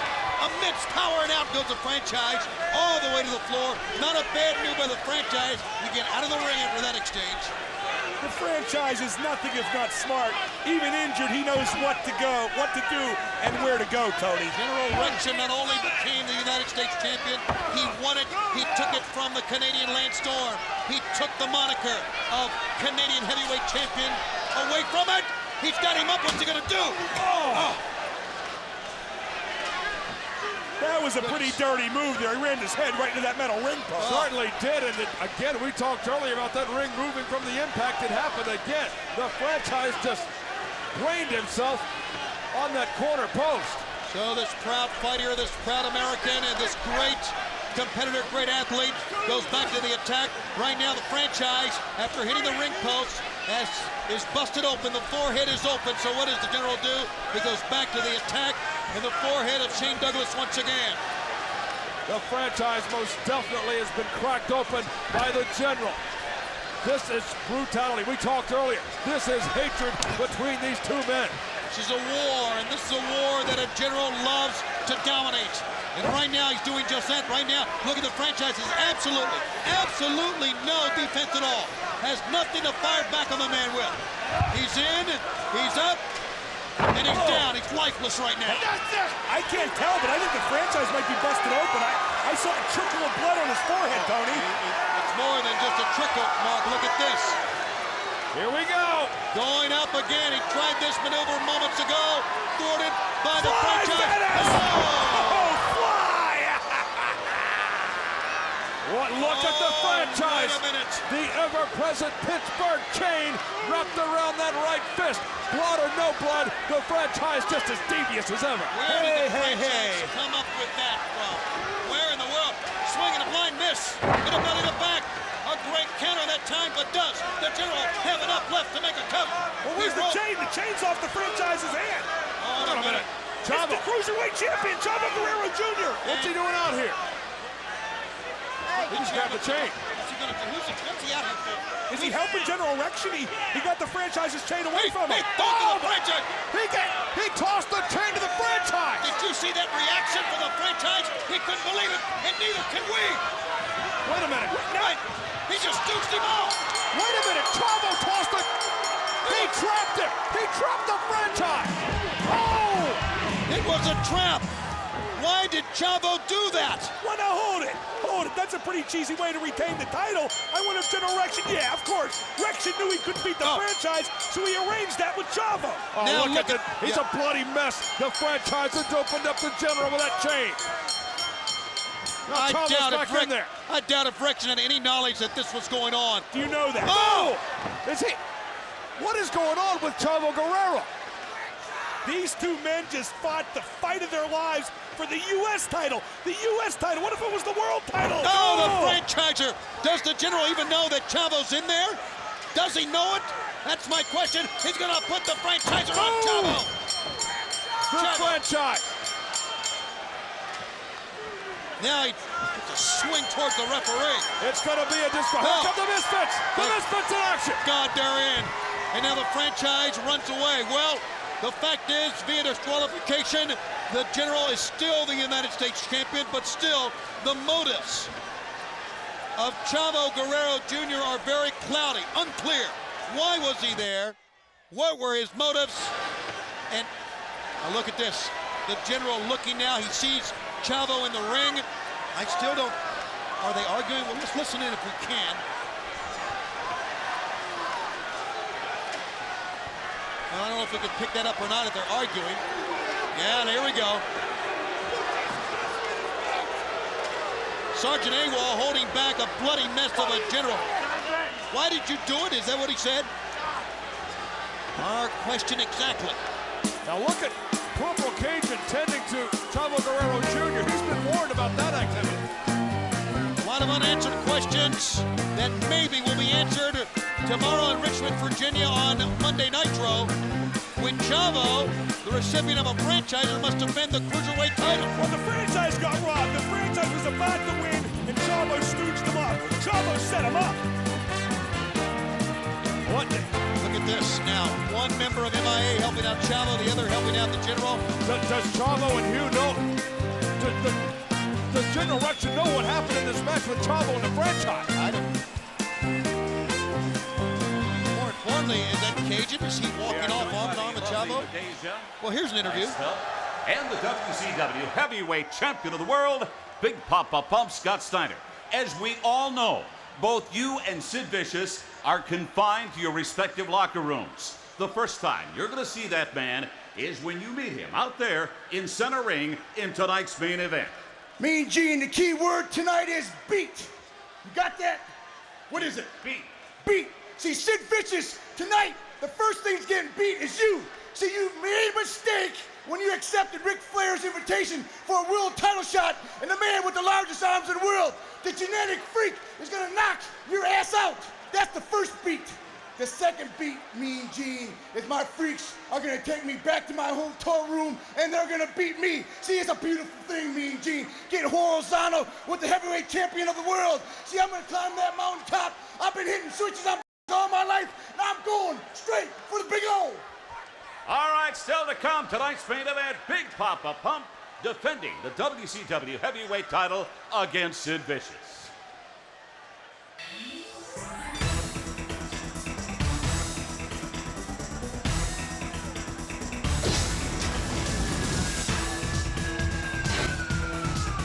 Glacier has brought his style, combination of martial arts and wrestling style here to the Wars of World Championship Wrestling.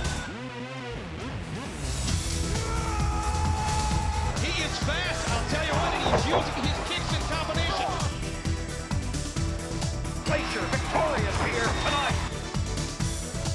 Spinning round kick that time defeats it. Right up underneath the chin.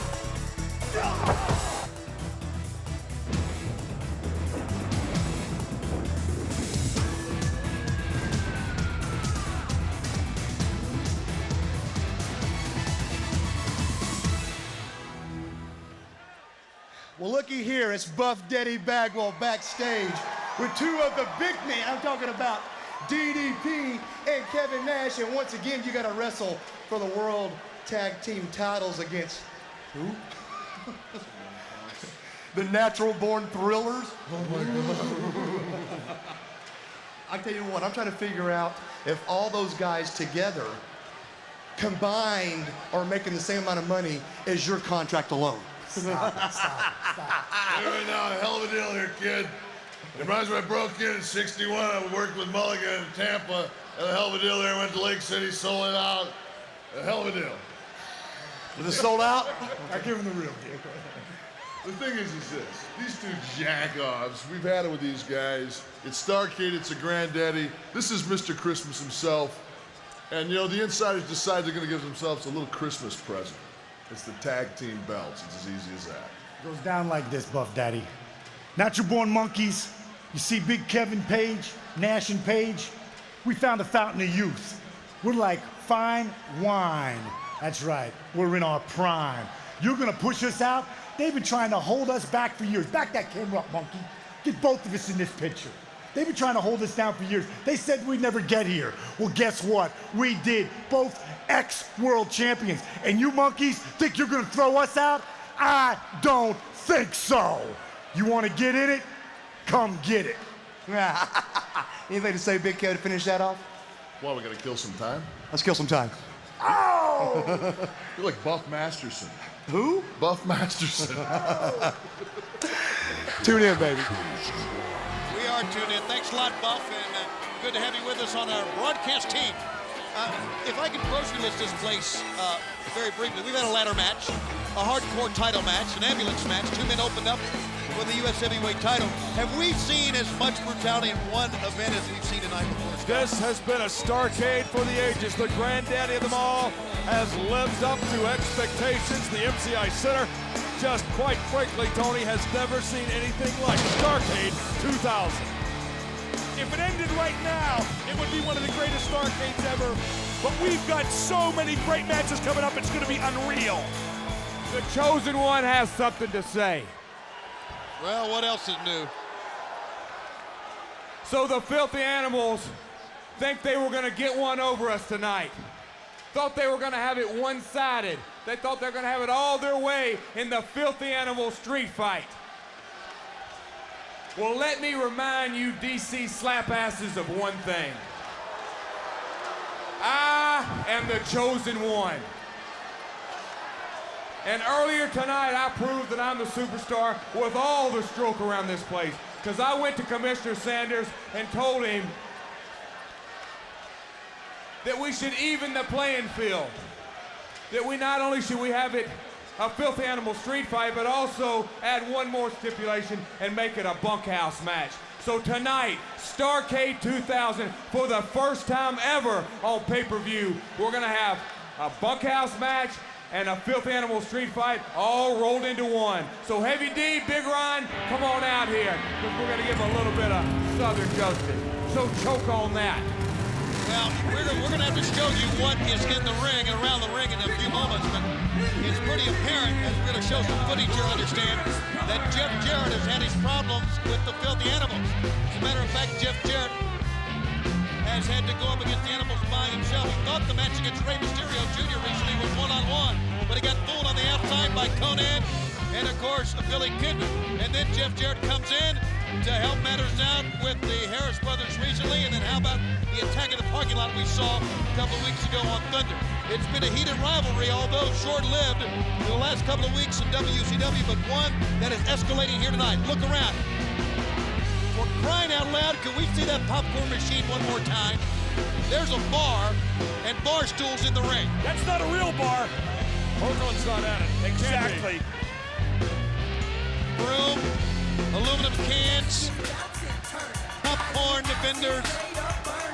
We've got a wheelbarrow. We've got, yes, we have a la bunkhouse. We've got the barbed wire and the ball bats and the bull ropes. And here come the Animals. Now, think about the Animals. And I know they had that interview earlier in this telecast where they kind of wrote off the bunkhouse type matchup. But do you think they're concerned now that the rules have been altered by Commissioner Mike Sanders at the last moment or not? I don't think so, not at all, because the difference between a bunkhouse match and a Filthy Animal street fight doesn't look, it looks like it's just the kind of toys that are out here to play with. We're off and running. Everyone should have the right to play with their own toys, Hudson, even if they're as deadly as some of the stuff we see strewn around this ring. Well, how about Jeff Jarrett using his stroke, as it were, with Mike Sanders to get the rules changed just enough to tweak it, to make it a little more to the Nashville World Orders like it. Oh, the Nashville World Order, good call. And they've littered the ring already, and we are joined and welcome the gorgeous, beautiful Tigress here to ringside. Hello, Tony. Hello, beautiful. How can you stand by here, sit here, and watch your man involved in a match that could end his career? Do you know what? I have every confidence in my Ray. This isn't going to end his career. He knows what he's doing. We're used to being out in the streets. These props are like weapons for us. We know what to do with them, and you know what? I guarantee you'll win tonight. My little Latin loopy-loo, when you say you're used to being out on the streets, I hope you just mean for fights, right? Of course she does, Mark. She guaranteed a win for the Filthy Animal. How about that? And they're going in there against one of the great veterans, former world champion Jeff Jarrett, and of course the Harris brothers. Nothing. I mean, what are they going to do with a bar? Nothing. They don't know what to do with that. You know what? I don't see his guitar around here anymore, so that's not a crutch. I mean, he's going to have to fight by himself with his hands, and those two just awful boys. They don't know what to do with all those props. My men know what to do. It's just weapons that they know how to use. But look at all the other stuff. How can you say that? I mean, Conan's got the trash can on the head of Jarrett. I mean, what are they going to do with a popcorn maker? Come on. I'm afraid to even... They're going to make popcorn with it, I guess. Exactly. That's not going to help them win the fight. But I have a feeling, what was that? I think we're going to find out. I got a question, Tony. How do you win this fight? There's every sort of weapon out there. There's only one referee who's never going to be able to keep track of all this. Kidman with a little traditional kendo stick action. How do you win this match? I guess one man's got to pin another man. How about a 1, 2, 3? What's wrong with that? Yeah, I mean, and I don't know. Traditional wrestling. I love it. Oh, hold on a second. Hold on a second. Wait a minute. Oh! Yeah, that's what you do with the popcorn maker. You turn it against him. That's right. Yeah, but that popcorn maker is dangerous. That's glass. Can I get you a Coke with that? That's glass. Oh, man!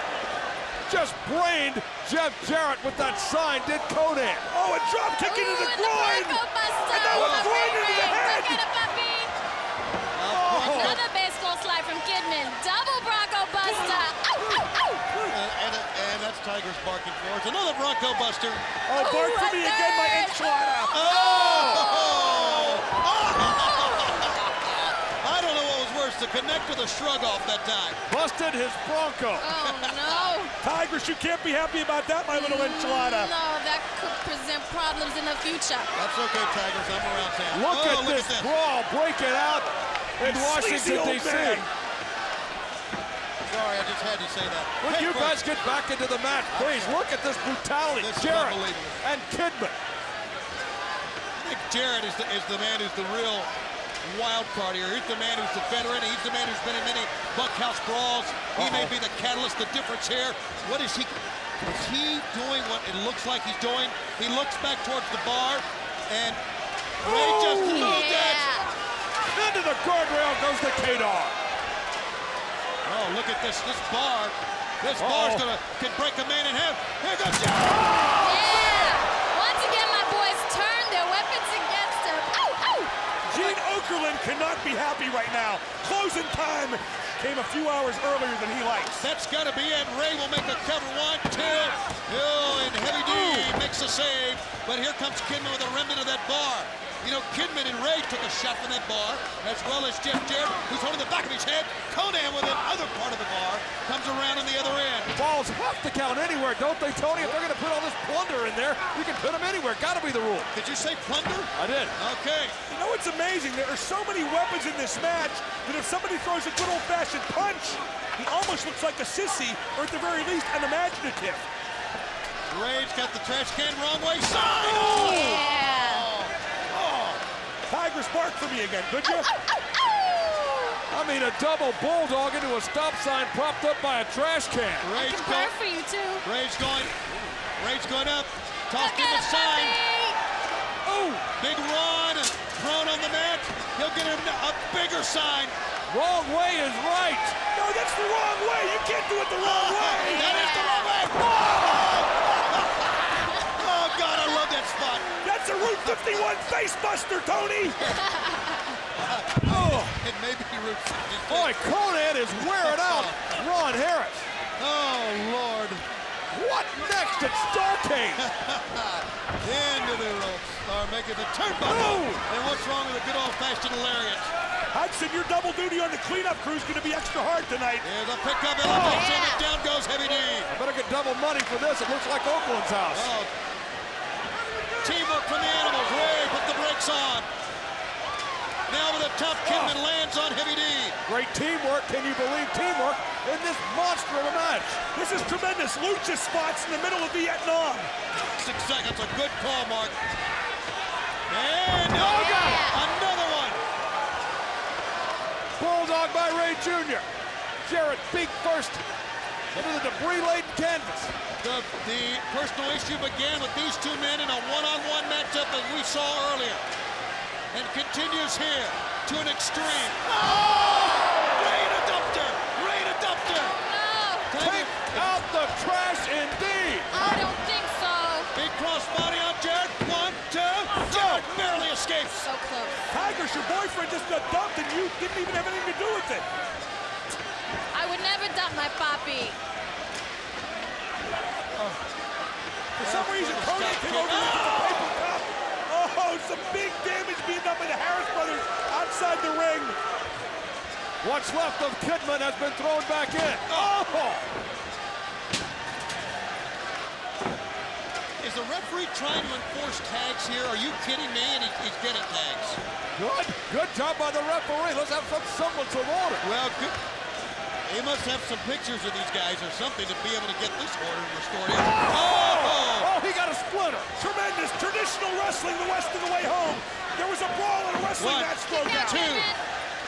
Well, I guess if you break up all your gimmicks, that's what you got to use, right? Come on, guys. Spinning toe hold, wrist lock, arm drag. Double team. It's 3-on-2 out there. Rey Mysterio Jr. has been summarily dumped into the garbage disposal. There you see what's left of Rey Jr. Sorry you had to see that, Tigers. I cannot believe the level of punishment in this match, and I can't believe there's anybody left standing. And come to think of it, Rey Jr.'s not standing anymore. And what will they do to win it if they've done this thus far and this match goes on? Jarrett showing a super dropkick. How about that move by Jarrett? I can't believe we saw a drop kick in the middle of this carnage. I love it. Ray is still in the dumpster, and Tigers, if you want to go check on him anytime, you're more than welcome to do that. Oh, and come back. Holding the head and driving the face. A big run, a hard to the mat. Kidman out of nowhere with a desperation move. Tigers, if you need a ride home, I'll call you a cab. I don't think so. Oh, you may. Look at that. Oh. Look at your monitor. It's just... He's in bad shape. Rey Mysterio Jr. I got a question. Get him before he gets to the incinerator. That's all I got to say. Forgive me for interrupting, Scott, but could you pin Rey in the dumpster? I mean, would that be a legal pin? Why not? One would think you could. I don't know why they haven't tried that, Mark. As Heavy D comes in and he just lays waste to Kidman. This is where the size differential comes in. Look at the difference between Heavy D, well over 300 pounds, and Kidman, one of the top cruiserweights. Oh, maybe the quickness differential will kick in, and Kidman will have the advantage. Size ain't everything. Well, right now, when you're doubled over, it has to do with size. And a sleeper hold applied by the chosen one himself. You can put all the toys you want out there, but it still comes down to professional wrestling. And the Harris boys and Jeff Jarrett have done it. They have divided to conquer. Rey Mysterio Jr. is out. Conan is tending to Rey Jr. while Kidman's going out to the sleeper. Good sound tag team strategy. That's why Jeff Jarrett is the most cerebral competitor in WCW. He knows when to go against the grain. He knows when not to brawl. He knows when to wrestle. And right now, he's got a big edge. And he knows he can get the Harris brothers as his tag team partner for a couple of sandwiches and a couple of drinks. He's coming back. Billy's coming back. No laxative, please. A back elbow. Jarrett in trouble. Kidman comes away the sleeper of his own. No, Jarrett immediately out of it. Kidman lands on his feet and up. On the remnants, the splinters. And he's trying to get to the corner for Conan because Rey is still in the dumpster. It's a 3-on-2. We got working now. Come on, Billy, make the tag. You're almost there. Yes. K-Dog in the ring. Is in. Conan, the fresh man, rolling. Conan is doing it for the Harris. The Harris boys and Jarrett going down. Conan, a one-man wrecking crew. That's a hat trick, baby. Conan. Facebuster. Looking phenomenal here. On that leg, Conan. He ducks the double team attack. He could duck. Oh my God. H-Bomb City. H-Bomb on the K-Dog. And things not looking good for the animals. The Harris boys just blew up that comeback in a cloud of mushroom smoke, Tony. No one man can take on, as you said, Scott, the Nashville World Order. And that's not the dumpster with Rey. He's in the other one, I do believe. But there's always room for a table in a match like this. I got a question, Tony. Okay, go ahead. How many tables are under that damn ring? It's like 4 one night, 6 one night. Pretty soon the ring will be too high for us to see over because of all the damn tables underneath. Like a Pez dispenser out there. Look at the bottom of your screen. Rey struggling to get to his feet. Unbelievable. Amazing that he doesn't have a broken neck, but he's got a broom! He's got a broom! He's going for a clean sweep of the Harris brothers! Oh, it's Rey Jr. wearing him out! Tigers, if he breaks that, you won't be able to fly home! Jarrett's on the table! Excuse me? Jarrett's on the table because Rey has come back with a vengeance. Watch your mouth, Madden. We got a lady present in the top of the head, side of the head, near the ear. Jarrett's wide open, but Rey's taking too long. Here come the Harris brothers. They caught him. They hold down it. H-bomb through a table. My God. Kidman's taking flight. He got Jarrett. Missile drop kick. I'm worried about Rey Jr. Yeah. The Harris brothers over and out. And now with Rey prone through the table.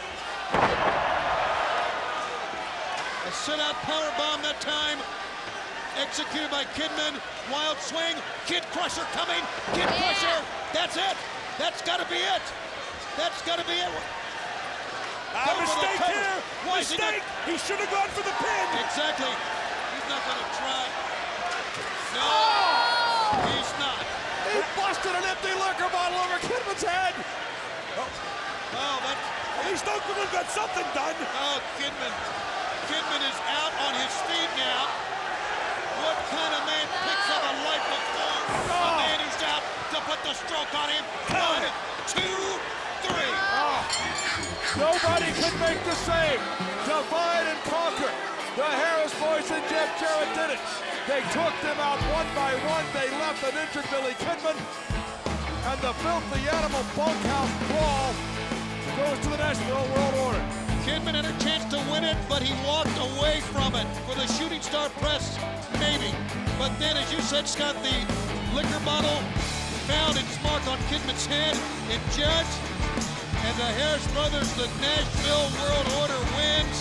And Jarrett gets a little bit of revenge from the double and triple teaming of the weeks gone by the filthy animal.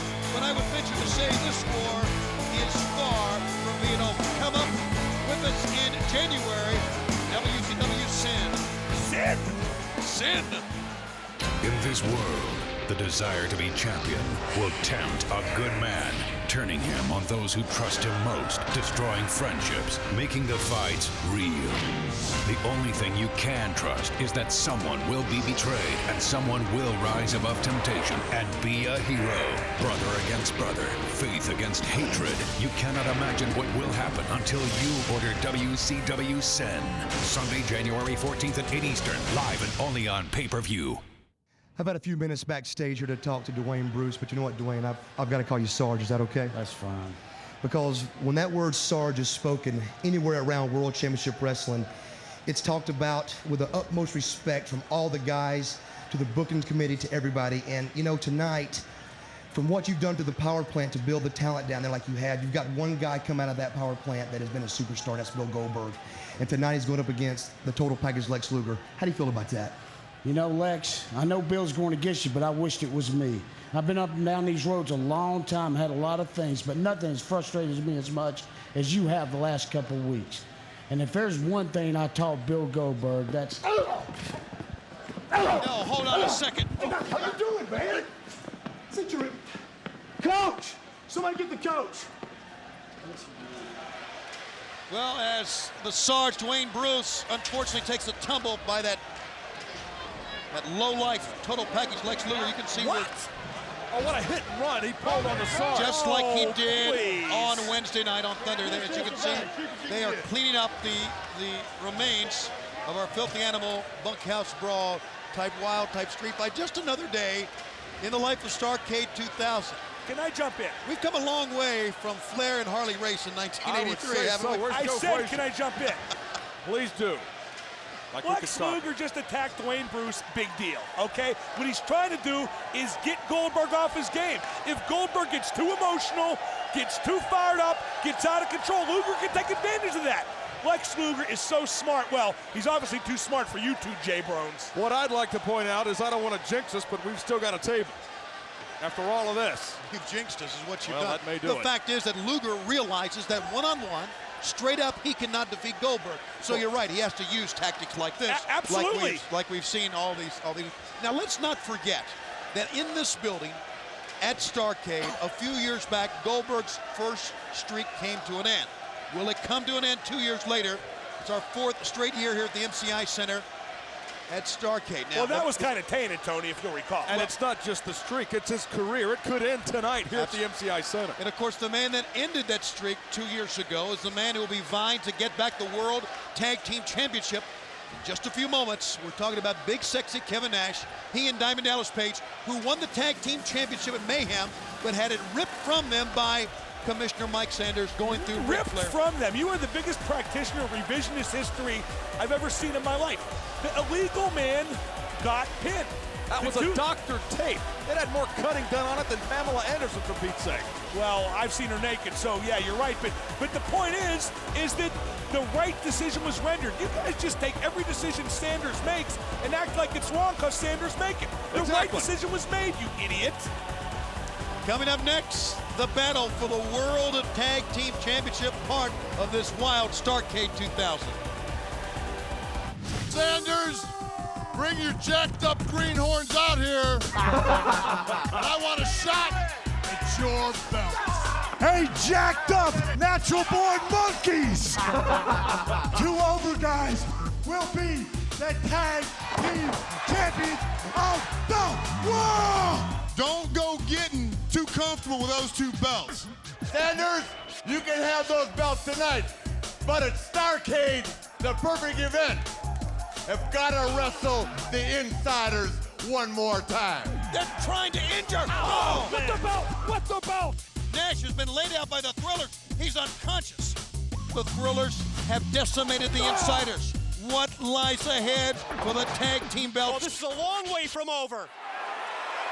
A long way from over is right as we go to our return bout for the World Tag Team Championship. Let me say that Mike Sanders forced Ric Flair to make the decision. Ric Flair made the decision, which was, in his mind, the right one. It's not always the popular one, but Flair thought it was the right one. For Diamond Dallas Page and Kevin Nash, they feel, rightfully so, Scott, they won it last month. They can win it again here tonight at Starrcade. These men have been to the mountaintop many, many times. They can do it again. They are very confident in their own abilities. Diamond Dallas Page and Kevin Nash, the Insiders, tonight go for tag team gold. I don't think there's one person in the MCI Center or watching Starrcade right now that doesn't think they can do it. Got a little question, guys. Okay, Mark. If these guys are such a team, if they're so together, if they're the Insiders, how come they need separate entrances? Nobody said they didn't have ego. Sorry, Tony, but I mean, please. Well, ego can get in the way when you're chasing a tag team title, especially when you're chasing a team as great as the Perfect Event. There's another story here, and that story is the story, the saga, if you will, of Coach Kevin Nash, a man who spent a lot of his time, a lot of his money, a lot of his efforts in tutoring, teaching, literally coaching the Natural Born Thrillers. The Thrillers are certainly one of the more preeminent groups in all of WCW right now, and I dare say that Kevin Nash had a profound impact on that. As a matter of fact, Scott, I think you would agree, they became much better wrestlers in that short period of time under his guidance than they were beforehand. Absolutely, and they're still riding the crest of that way right now. Even though they didn't win those tag team belts, they do have the belts and the titles. And look at the arrogance across the face of Mike Sanders. They won the belts before Nash and Page stole them for a little while. And I gotta say something. I give Page all the credit. What's going on here in a minute? Say something later, because guess what? It's time for the boss. Good. A man whose name, whose career has been synonymous with the Starrcades over the years. The very first one named in his honor, entitled A Flair for the Gold. He's now the boss. Commissioner Sanders, you don't think for a moment when I gave this match to Kevin Nash and Diamond Dallas Page that you were going to be allowed to run around out here. Well, why not? He's the commissioner. You got a manager's license, but if you take one step towards the ring tonight, the match is over. They're the champs. Oh! Wow. Oh, what a power play this is.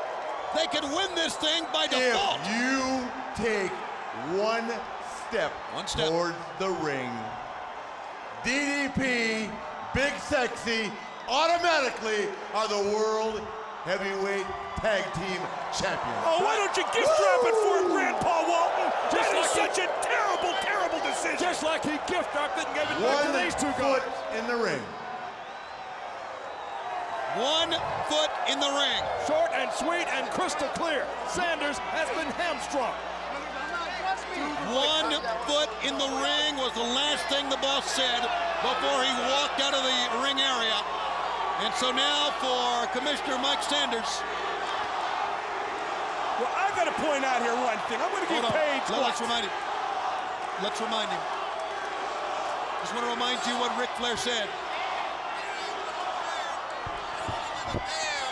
What Ric Flair had to say. All right? Ric Flair don't run this company. I run this company. I think Flair would take issue with that. Doesn't he sign your paycheck? Doesn't Flair sign your paycheck? Ric Flair is not going to take issue. And don't screw with the boss. All right, Cupcakes? I love you, man. Oh, wait a minute. Cupcakes and Mark Madden seem to go hand in hand. Hey, I want to point something out here. Can I speak? I'm going to give Paige a lot of credit. He may be 45, but he looks great like he's 35, and he wrestles like he's 25. But you can't change one thing. Palumbo and Stasiak are 25. Younger, stronger, and faster ain't always going to win the race, but it sure is the way to bet. These guys got it all over Paige and Nash in a big way. Oh, but you got to give experience some credit. Look at but this. Look at Palumbo. He's tagging off on Kevin Nash. Palumbo has kicked into high gear. He's got the adrenaline flowing, a surge of energy, and not many people can say they've done that to Nash. And Nash comes right back and hammers Palumbo in the corner. He'll do it at the other end. These guys are ready to go at Starrcade. This one may be over quick. Oh, and again. Chuck Palumbo. About 30 seconds ago, he was in charge, and now he's trying to call timeout. Hey, the bottom line is, early on, the elder statesman may enjoy an edge based on adrenaline, but sooner or later that adrenaline's going to run out. And then the young studs, the perfect event, they're going to take over. God, it's got to be that way. We'll see. Is this tonight, though, that Diamond Dallas Page and Kevin Nash reacquire the World Tag Team Championship? And Palumbo's begging for a timeout. I've got to give credit where credit is due to Ric Flair. The call he made in awarding the tag team titles back to the perfect event was not very popular, and it may have been ill-advised, but Ric Flair said it's not who's right, it's what's right, and that was the right thing to do. Thus, here we are at Starrcade, a title defense with Thrillers and the Insiders. A man who exemplifies the boss Ric Flair, everything that Starrcade means, everything that Starrcade has meant to us over the years, and to you, the great fans, amidst that time. Nash comes up, DDP time in the ring. Diamond Dallas Page takes flight. How about that? He'll make a cover. 1, 2, and he... Yeah, good thinking. It's that easy to pin Chuck Palumbo. No, it's not, but he wants Palumbo to know he's in it to win. Palumbo puts the brakes on, and he gets his timeout that he's been frantically calling for the last 3 minutes or so. Frantically? Right there was as cerebral as it gets. That's maybe a hasty retreat, but it gets him a rest. It makes Page and Nash have to think about what's going on there. Think about how they spot natural ability to the perfect event. They have to think about the fact that they're facing athletes that are stronger, faster, and better. Yeah, I'm right. That's what hurts. Sanders needs to keep 1 foot out of that ring. If he puts 1 foot in, this one's over. Let's not forget also, between Diamond Dallas Page and Kevin Nash, we're talking well over 20 years experience, getting close to 30 years of experience between them in the ring. Oh. They've forgotten, it's a cliche, man, and you'll nail me on it, but they've forgotten more about this sport than these two guys have ever learned. I think they've forgotten most of what they knew. The line. Oh, perfection. Shawn Stasiak with a high foot, and the quickness of Diamond Dallas Page, and the strength. One arm, sending the steel steps around. We got a low bridge. Shawn Stasiak. Let's attack the groin. That's real noble. Real noble. There's your good guy, DD Me. I don't think he claims to be the good guy. I think he claims to be a man who wants to be a tag team champion again. You can't stop, can you? You just can't help yourself. What do you mean? On the side of the head. Shawn Stasiak, perfection. One half of the world tag team champion, and a man just overrun with arrogance. But he's been able to back it up. No denying that. A back elbow. Page ducked the next one. Belly to belly. Great execution. 1, 2, no. Now right there, that's experience. I'll give Page that. Experience paid off. He had a counter for the counter, but teamwork saved the perfect event right there. And an experienced Palumbo turned his back. Diamond cutter! Oh, so close. We all saw that coming, and now the pickup. Wow, he chokeslammed him. What power to get the man up, and almost kept him down, only a 2. He's going for it again. Diamond Dallas Page and Kevin Nash. Can Nash and Page one more time become tag team? No! Oh, man! What a jungle kick from Palumbo. He turned right into it at Page, and Page out back on the mat. Stasiak is the legal man. Let's make sure we watch and see who the legal man is. Yeah, you keep track of that, Tony. Well, we fell in that problem last month. That's what brought us to this match. A lot of people think Chuck Palumbo is just a typical wrestler, but he does look like a typical jock, I'll say that, but he watches tapes, he practices at the power plant, he's always trying to get better. He already has one of the best punches in the business. I'm sorry, you guys really underestimate the perfect event. Shawn Stasiak taking over now. Number 1, 2, and a 2 count. The wrong man was ready. Yeah, he was. Go ahead, Scott. Don't ever forget, there has to be a changing of the guard at some point. Are we going to see a legitimate changing of the guard tonight between the Perfect Event and the Insiders? The Perfect Event they know in their heart of hearts, they can't claim to be the real champs until they win this match. Page. And him on either end that time, and then over the top, an underhook suplex. And a pinning combination, 1, 2, no. Page out and 2. A lot of reserve left in Page on that kick out. By the same token, can Page and Nash claim to be the World Tag Team Champs unless they win this match? I don't think so. So what you're saying, the winner of this match can make claim without question to being the best tag team in WCW. I'll buy that. I'll buy that.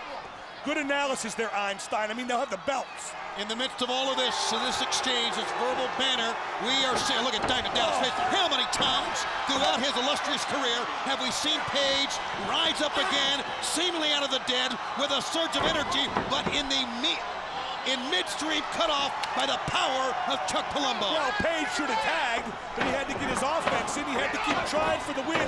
DD me being selfish. These two guys, Nash and Page, they got egos. The Perfect Event as a team.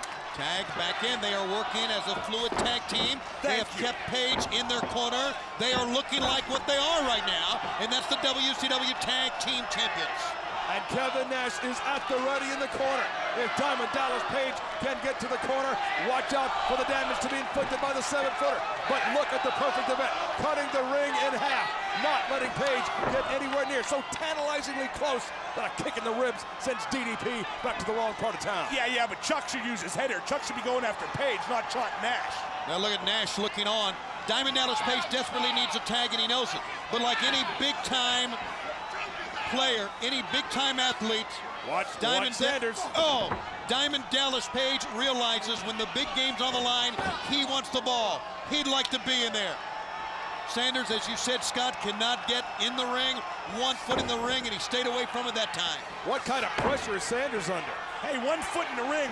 The CEO, Ric Flair, has 1 foot in the grave. As soon as he dies of natural causes, Sanders can do whatever he wants. Would you calm down with that kind of talk? Oh, That's look ridiculous. at Page. Here comes Page. Like a cage animal firing back, but too many fists. And 1 headbutt to boot. Sanders felt that one all the way at the apron of the ring. Oh boy, look at this. Page keeps coming back, Tony. You gotta say that. He keeps coming back no matter what. Even when he's not trying to, he inflicts damage. The drama is building. But Page is down. Is Page gonna make that tag? Tag and Palumbo. Page crawling, clawing, scraping, pulling himself up for all he's got. All the reserve that he has left. He gets kicked in his very vulnerable rib cage. Ribs that have been taped many, many times throughout the years here in WCW. Look at the arrogance of Palumbo doing the bang into the hard cameras while Page, again, where does he get this from? He's amazing!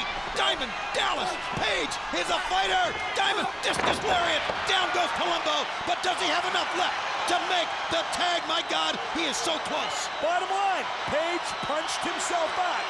If instead of having the discus lariat, as you called it so well, Gordon Soley, if he'd have run past him and made the tag, Nash would be in there, and the Insiders would have a chance here. Page did the wrong thing. He has a lot of heart, a lot of fire, but he did the wrong thing. Admit it. He did the wrong thing, but you gotta fight your way out of the corner. You can't just stand there, you gotta fight. Page is absorbing everything. Look at this, his left eye is open. I do believe. He was absorbing it and dishing it out, and once again, both men are down. Page desperately needs to make the tag to Nash. Nash at 7 foot just can't reach far enough to tag in DDP. See, now there, Palumbo made the wrong move. Palumbo shouldn't have stood there trading punches.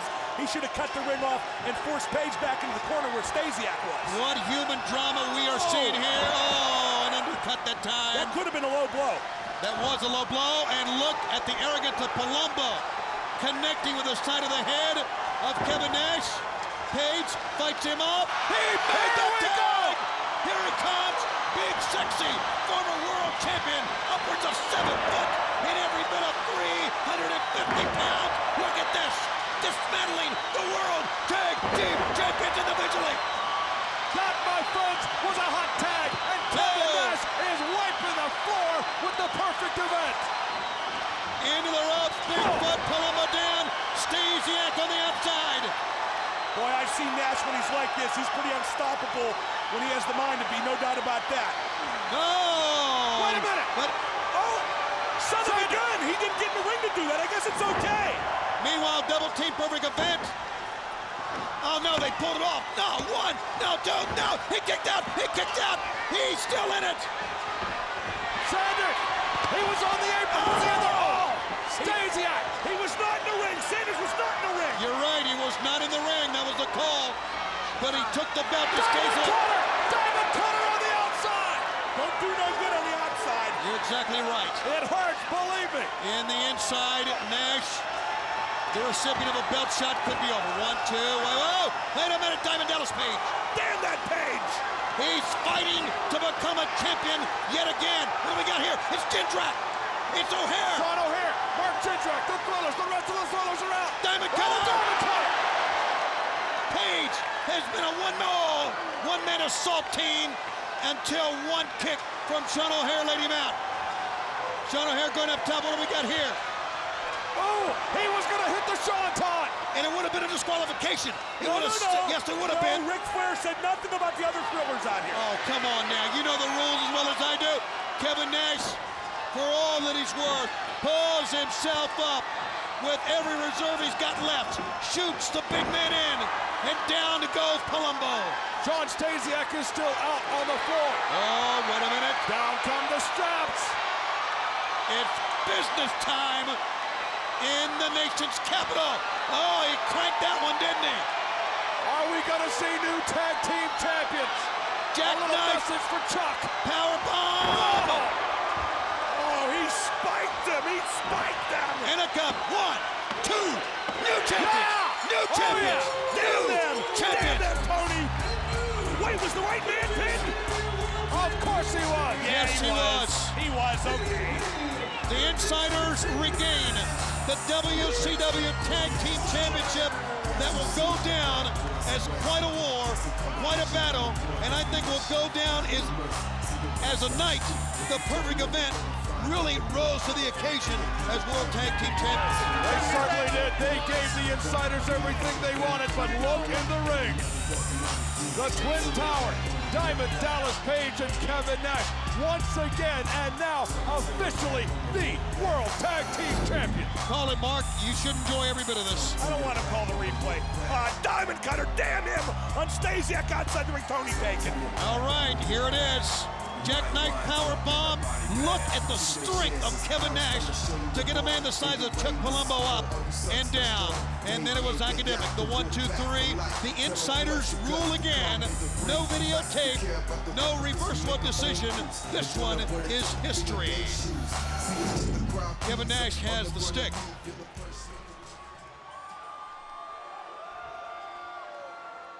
Hey, yo!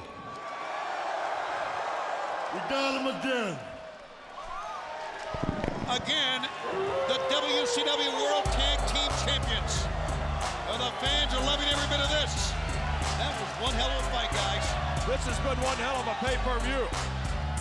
Coming up next, no holds barred, no disqualification, and the streak's on the line.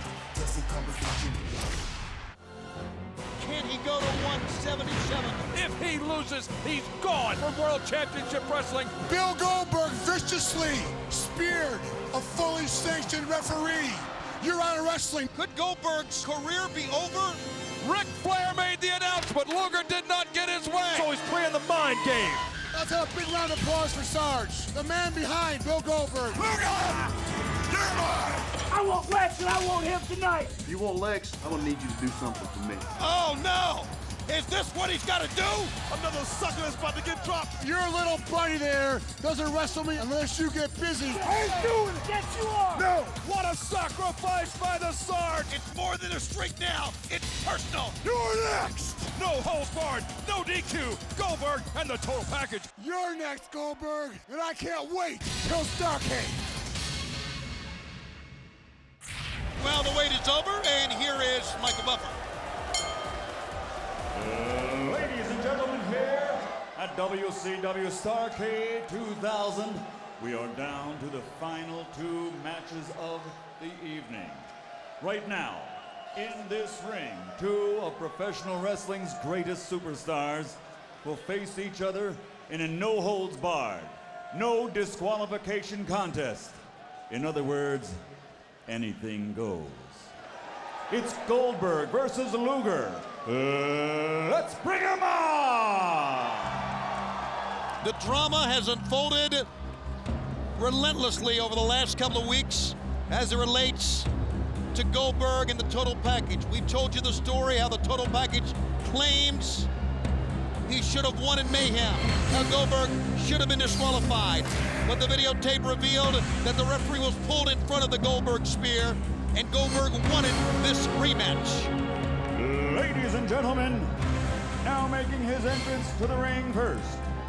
Weighing 283 pounds, he stands 6 feet 4 inches tall and comes to us by way of the Windy City, Chicago, Illinois. He is known around the world as the master of the torture rack of doom. He is known around the world as the total package. Ladies and gentlemen, former WCW World Heavyweight Champion, Lex Luger. Never lacks for confidence, Scott Hudson, ever. Look at that, the picture of arrogance, the picture of narcissism. Lex Luger. He looks good. He looks tremendous. And is as devious as he is ripped. Oh, the phone! This building is gonna rock one more time. As we look and witness the human cyborg of the 30 wins that he has in this current streak. I would venture to say, for Goldberg, on a personal level, this is the most important match in the entire streak, because what Luger has done to him, to his close friend Sarge Dwayne Bruce, what he has done to the Goldberg name. Goldberg, who's been a busy man, out promoting the book, I'm Next. Great book. We've seen him on Regis. Understanding earlier tonight he was on The Man Show on Comedy Central. Here he comes to the ring, a man who has canvassed the country, but the man who has put many men down to the canvas with the dreaded spear. And I would say throughout the history, when it's all said and done, in sports entertainment, the spear will go down as one of the most lethal maneuvers ever. Now, fans, you can't see this, but Luger, in his arrogance, has turned his head away from Goldberg, is yawning, is mocking Goldberg. He wants to get under the skin of Goldberg. He wants to get Goldberg upset. But he truly believes in his mind, Mark, that he's the better man. He believes And that. now, He's the making smarter his man. entrance That's what's to going to the count. ring. He stands 6 feet 4. Weighs in at 292 pounds from Dawsonville, Georgia. His power spear lives to invade hold, body slammed in, has destroyed opponents around the world without mercy. Tonight, he wants to keep his current streak alive to regain the world title. Ladies and gentlemen, here is Goldberg. And he is on the hunt against an arrogant SOB in the total package. Oh, right here at the broadcast table. Goldberg's streak at stake. Oh! Lex Luger's head at stake on the table. Wait, Mark. We better get out of here.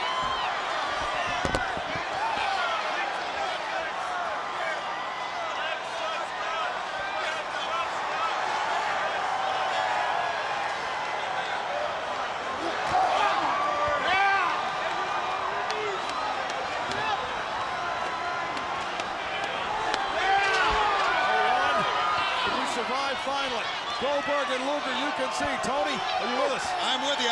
We survived. I'm not so sure the total package did. Scott, what a feeling, what a presence it is being that close to Goldberg when he's wailing away on someone. Unbelievable, the impact. I was scared to death. I mean, you know, we sit here each and every week close to the ring, but when Goldberg's at your table, he commands respect. Absolutely. And if you don't give it to him, he'll beat it out of you. Well, now surely you're not counting the total package out of this match just yet. No, I'm just stating the fact, and you had to feel it too. When you're that close to Goldberg, when he's snorting, when he's spitting, when he's pounding, it's an intimidating thing. And look at this. This man, look how he's approaching this match, how he's fighting. He will not be denied. Can I give a little analogy here? This is bullfighting. The Matador against the Bull.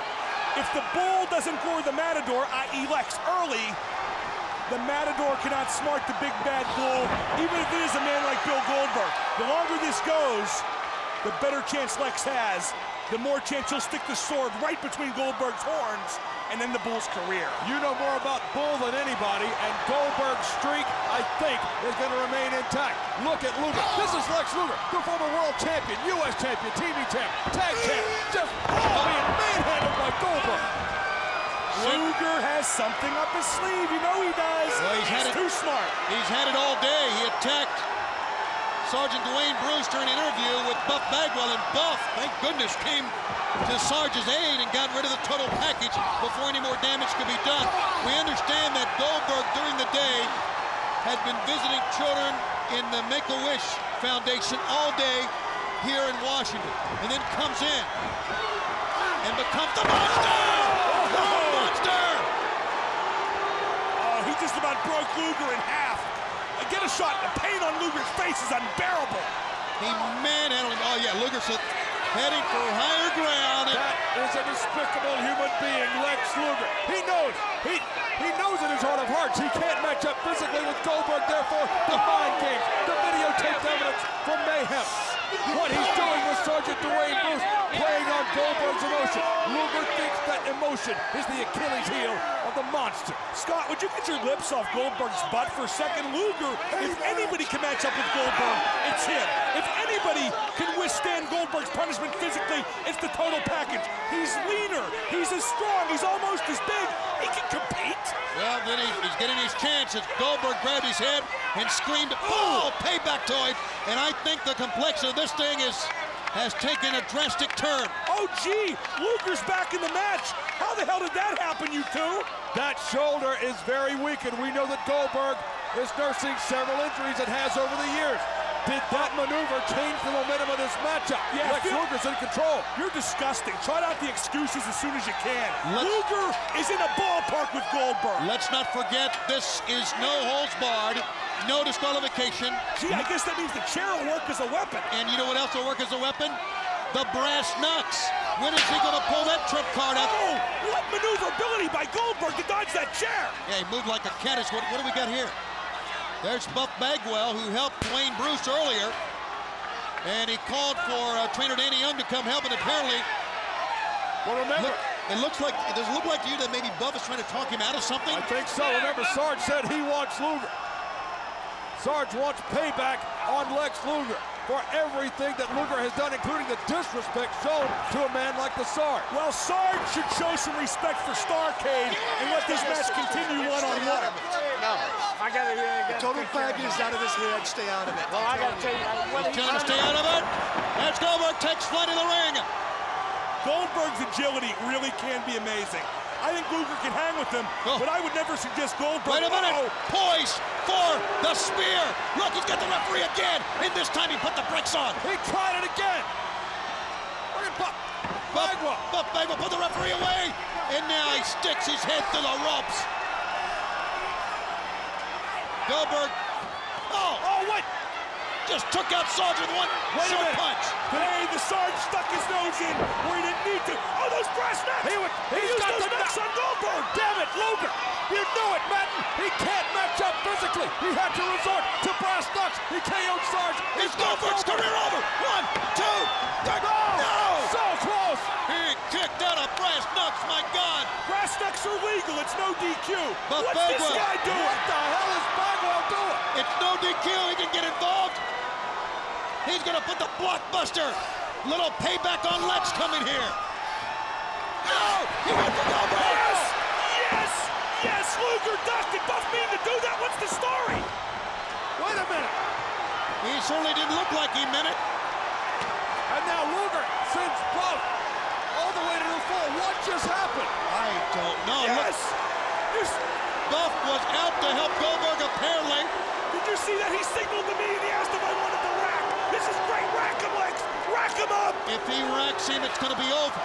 Lex Luger is just seconds away from achieving immortality in wrestling. Will he end Goldberg's career with the rack? Buff is down. Sarge is down. Buff gets up. Goldberg can barely stand. Buff is helping Sarge up. Embraces Sarge. Goldberg held the ropes. Goldberg, my God, the surge of adrenaline held the ropes. Oh. What happened on the outside? Wait a minute, Bagwell. Buff decked the Sarge. What a judo move by Goldberg. Oh, no. No! Oh, the spear. Goldberg doesn't even know what Buff just did to the Sarge. And why did Buff lay out Sarge? What is Bagwell doing on the other side? Look at that. He's choking the life out of Sarge. What the hell is he doing? Where did this come from and why? Meanwhile, after the spear, it's a jackhammer. Count him at 1, 2, 3. The streak wins. Goldberg continues his march. But there are so many questions. What is Buff? Wait a minute, like a cat sneaking up on Goldberg is Buff. Look at this. Why is he doing this? What's his motive? What's his motivation? Oh my God! Goldberg never saw it. Bagwell with a tear. A history of concussions right on that head. Oh my God! And let's face it, Luger and Bagwell, a history of friendship outside the ring. Looks like that alliance has come inside the ring here at Starrcade. Why? Why is Bagwell doing this? Why is Bagwell aligned with Luger? What's his motivation? The fact is Goldberg, who is face down out, Sergeant Buddy Lee Parker, Dwayne Bruce. Why did he do this? Oh, look at these two. What appear to be the full house. Well, the important thing is that Goldberg won as far as Goldberg's career is concerned, but there are so many questions that still have to be answered. What is the nature of the relationship between those two? Some sort of an alliance? As Sarge Dwayne Bruce is back into the ring, there is your victor. A very tough win for Goldberg, but in the face of the win over Luger, a lot of unanswered questions continue. Goldberg's amazing, though. One question I can answer is that, yes, he's superhuman. Any other man would still be done for the chair shots Goldberg took at the hands of Buff Bagwell. He'll take the victory, but the questions remain. What is the motivation of Buff Bagwell? What's the alliance between Bagwell and Luger? How can this man do this after this battle? That's the young boy on the Maury Povich show. Kalijah, young Kalijah, who said his dream was to meet Goldberg, met Goldberg. Goldberg got him tickets, and he'll walk out with him. The world title bout is next. New WCW Heavyweight Champion of the World, Scott Steiner. Who are you going to be defending the I title really against? don't give a who Flair gets. I've got an opponent, to wrestle you at Starrcade. Who you got? Oh my God, it's Sid Vicious! Mama says it bees and waves sometimes. He's the original lunatic. He's the original man. Sid Vicious never lost the title. I will rewrite history at Starrcade and take back what is mine. This is the showdown we've been waiting for. For you, Scott Steiner, I say it's wrong place, wrong time. Neither of these men will back down. Neither one. It's going to be a Starrcade that no one will ever forget.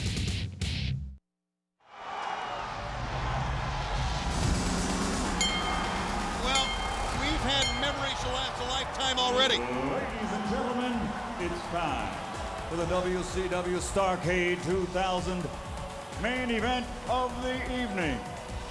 The moment we've been waiting for the undisputed WCW Heavyweight Championship of the World. Are you ready? Washington, D.C., Are you ready?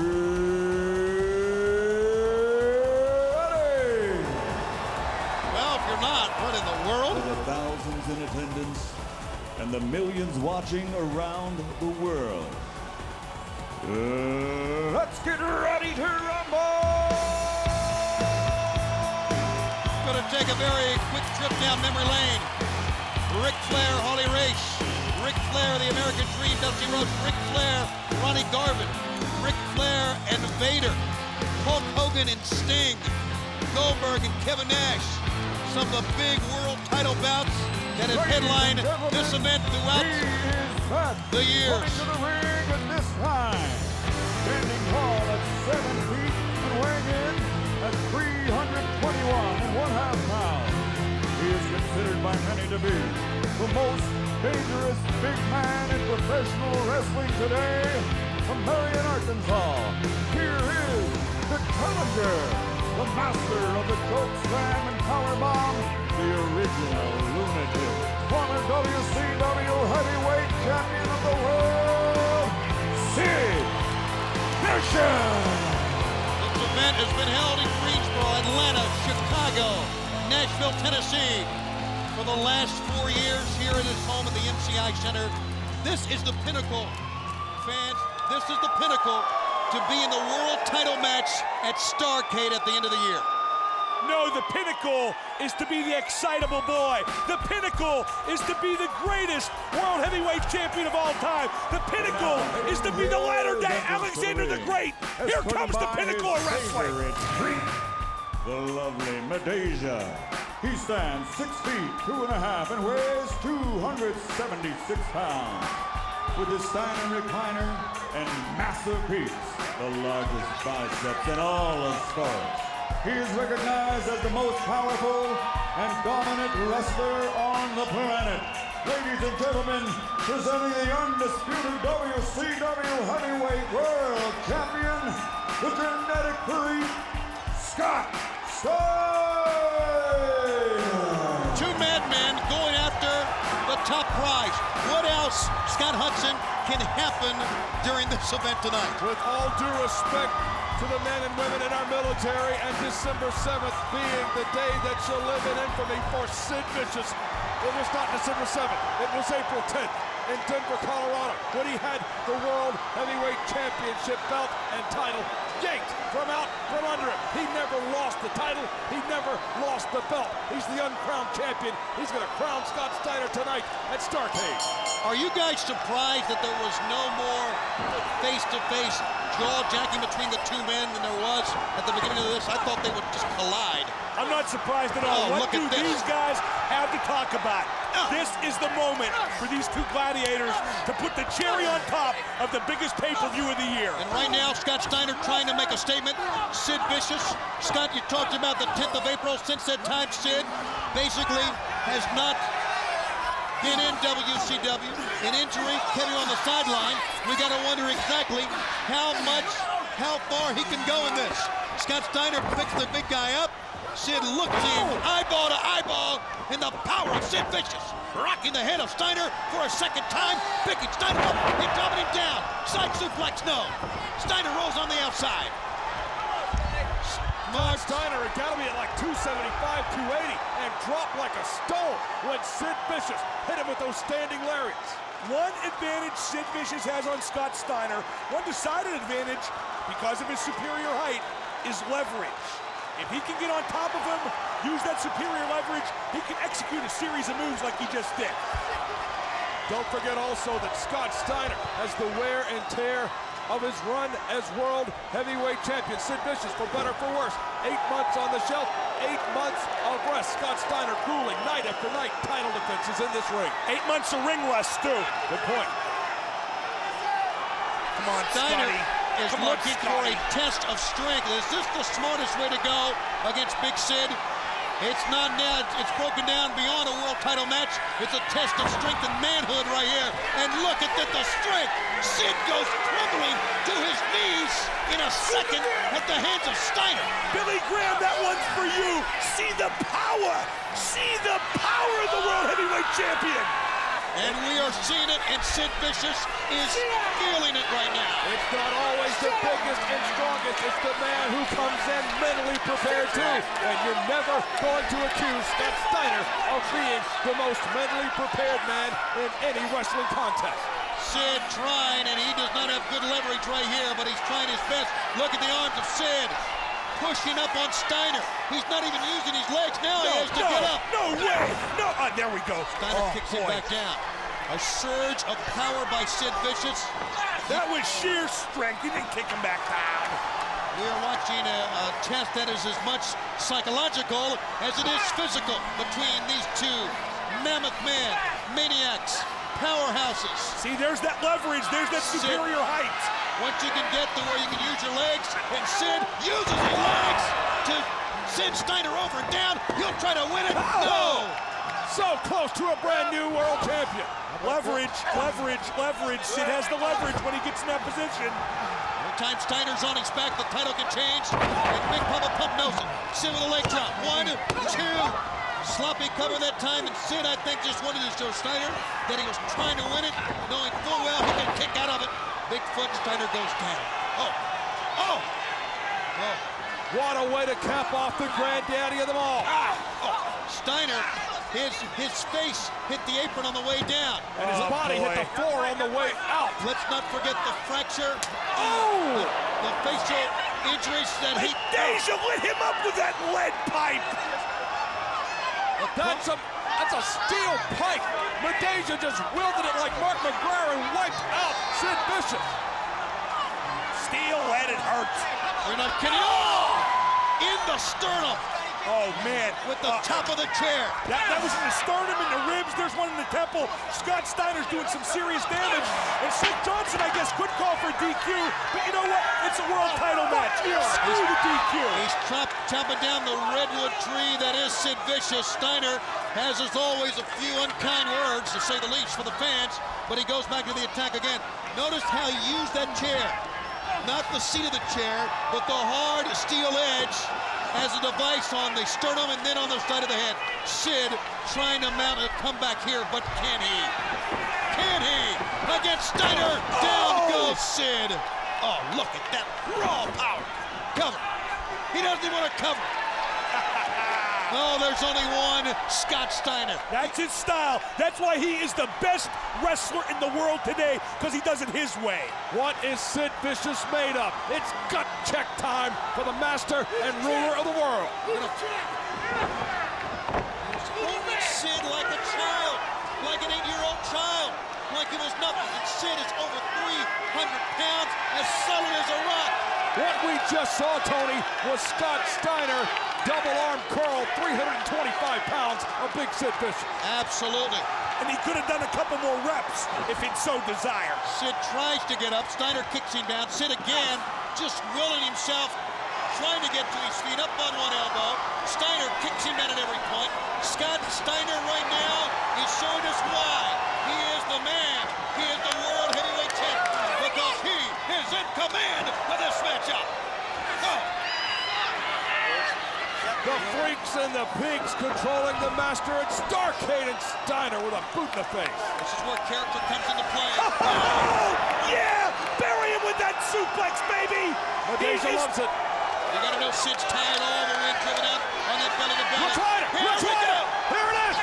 Sid to the recliner! Yank him and crank him! Yank him and crank him, Big Papa Pump! The referee, Slick Johnson, this has gotta be it. This is it! Can Sid hang on? He's close to the rope! Can he hang on? Does he know where he is in the ring? Yes! Yes! Oh, Sid lives! Unbelievably lives! Steiner is irate. He thought he should have given up. He thought he did give up, but the referee was right on top of it. And Sid Vicious close enough to fight again. What does Sid have left? Has Sid Vicious ever been suplexed like this? Has Sid Vicious ever been thrown around like this? He's going for the home run again. Here comes the in the center of the ring, the recliner is on. Sid looks at the referee. Look at the face of Sid Vicious. You don't have to know how much pain he's in. Just look, you can see it written all over his face. Sid trapped in the recliner. The referee said, look at me, look in my eyes. Tell me you're okay. Sid has not given up. His hand is up. My God, Sid Vicious, he's alive. He is alive. He's trying to power out of this. What's Madeja doing? Madeja's on top of the turnbuckle. Sid fought out of the recliner. Oh, she wiped out Scotty. She wiped out the world champion. This could be the turning point. He was powering out of the Steiner recliner, my God. That's a lot of chainmail and silicone right in the He's face going. there. No It's way. over. No way. New champion. If he covers him, it'll be over. Pin him, Sid. Here We're it is. gonna have a new 1, champ. 2, 3. No. Oh, thank God. Oh, thank God. How did he get out of that? Somebody tell me. We've seen the choke slam, the recliner. What's left in their arsenal? Sid came out of that Steiner recliner. Steiner came out of a choke slam. And these two combatants, warriors, pull themselves up again. Look at this. Wow, Cobra he clutch. fell. He fell into the Cobra. The Cobra clutch of Sid Vicious. Oh. Steiner watched the referee. And then Steiner goes down from the slam. He smacked the referee right in the face. The ref's out. 1, 2, 3. That's it. It's over. We should have a new champion. You're not kidding. We shouldn't. No. What's Madeja doing on the apron? She's got the attention of the monster while the man's got the lead pipe. It's a well-orchestrated plan. You know what it is? It's teammates working together. Sid has blocked the first attempt, but Steiner would not be denied with a lead pipe second time. It's a shame Scott accidentally hit the ref. Oh, here's another second ref. referee in. Cover 1, 2. He kicked out. Sid lives again. You can hit all the referees you want, champ, but he kicked out. What's this? What is this? Jeff Jarrett out with the... What is he doing out here? I don't know. He's Scott Steiner's close friend. I would hate to be in front of it. He got waffled with the acoustic equalizer. It was an accident. It was an accident. That's it. No way. New champion. Yes. 1, 2. No. Jarrett. Jarrett saved the life of Scott Steiner, making up for his early hour. 1, 2. No. Steiner kicked that. Steiner kicked that. Oh. Steiner kicked that. Oh, Lord, give us breath to stay with this one. This is incredible. Gut shot. He was setting him up for the power bomb, and Steiner went south of the border. And he did it a second time as he digs in. Second referee, Charles Robinson in, and he T-bones him. Yeah, King Suplex. Way to go, Scott. Kenny hooked the recliner. That was always his setup move, the T-bone. He's got Sid Vicious over. He's got Sid Vicious in his grasp. He's got it. The face of Sid. Recliner. The third time he's been in the recliner. Sid, fight up. Can this be it? Come on, Could it be it? Yank him. Crank him. He yanked again. Sid Come reaching for the ropes. Sid has fought out of this twice in this match. Third time's the charm. Sid reaching for the rope. He's in the middle of the ring. Sid Vicious feeding on the frenzy of the crowd in Washington. He's fading. What a testament to his courage. He's out. No. He's out. It's over. Yes. Steiner wins. Yes. Scott Steiner is still the champion. Ladies and gentlemen, Big Papa Pump again has won. Big Papa Pump again is the world champion in one of the most physical, enduring tests of strength and power we've seen in a long, long time. There he is. He's only had it for a month, but he's already one of the greatest world champions of all time. Sid Vicious, a worthy opponent. Sid Vicious had the edge for much of the match. And he had the pan at one time. Well, that's your story, but in the end, Scott Steiner was victorious. He's world champion for the old-fashioned reasons, Tony. He deserves to be. He's the very best. It's a test of manhood, of courage for Sid Vicious. And of course, another test, and the man is still the world heavyweight champion. For Scott Hudson and for Mark Madden, we hope you've enjoyed Starrcade.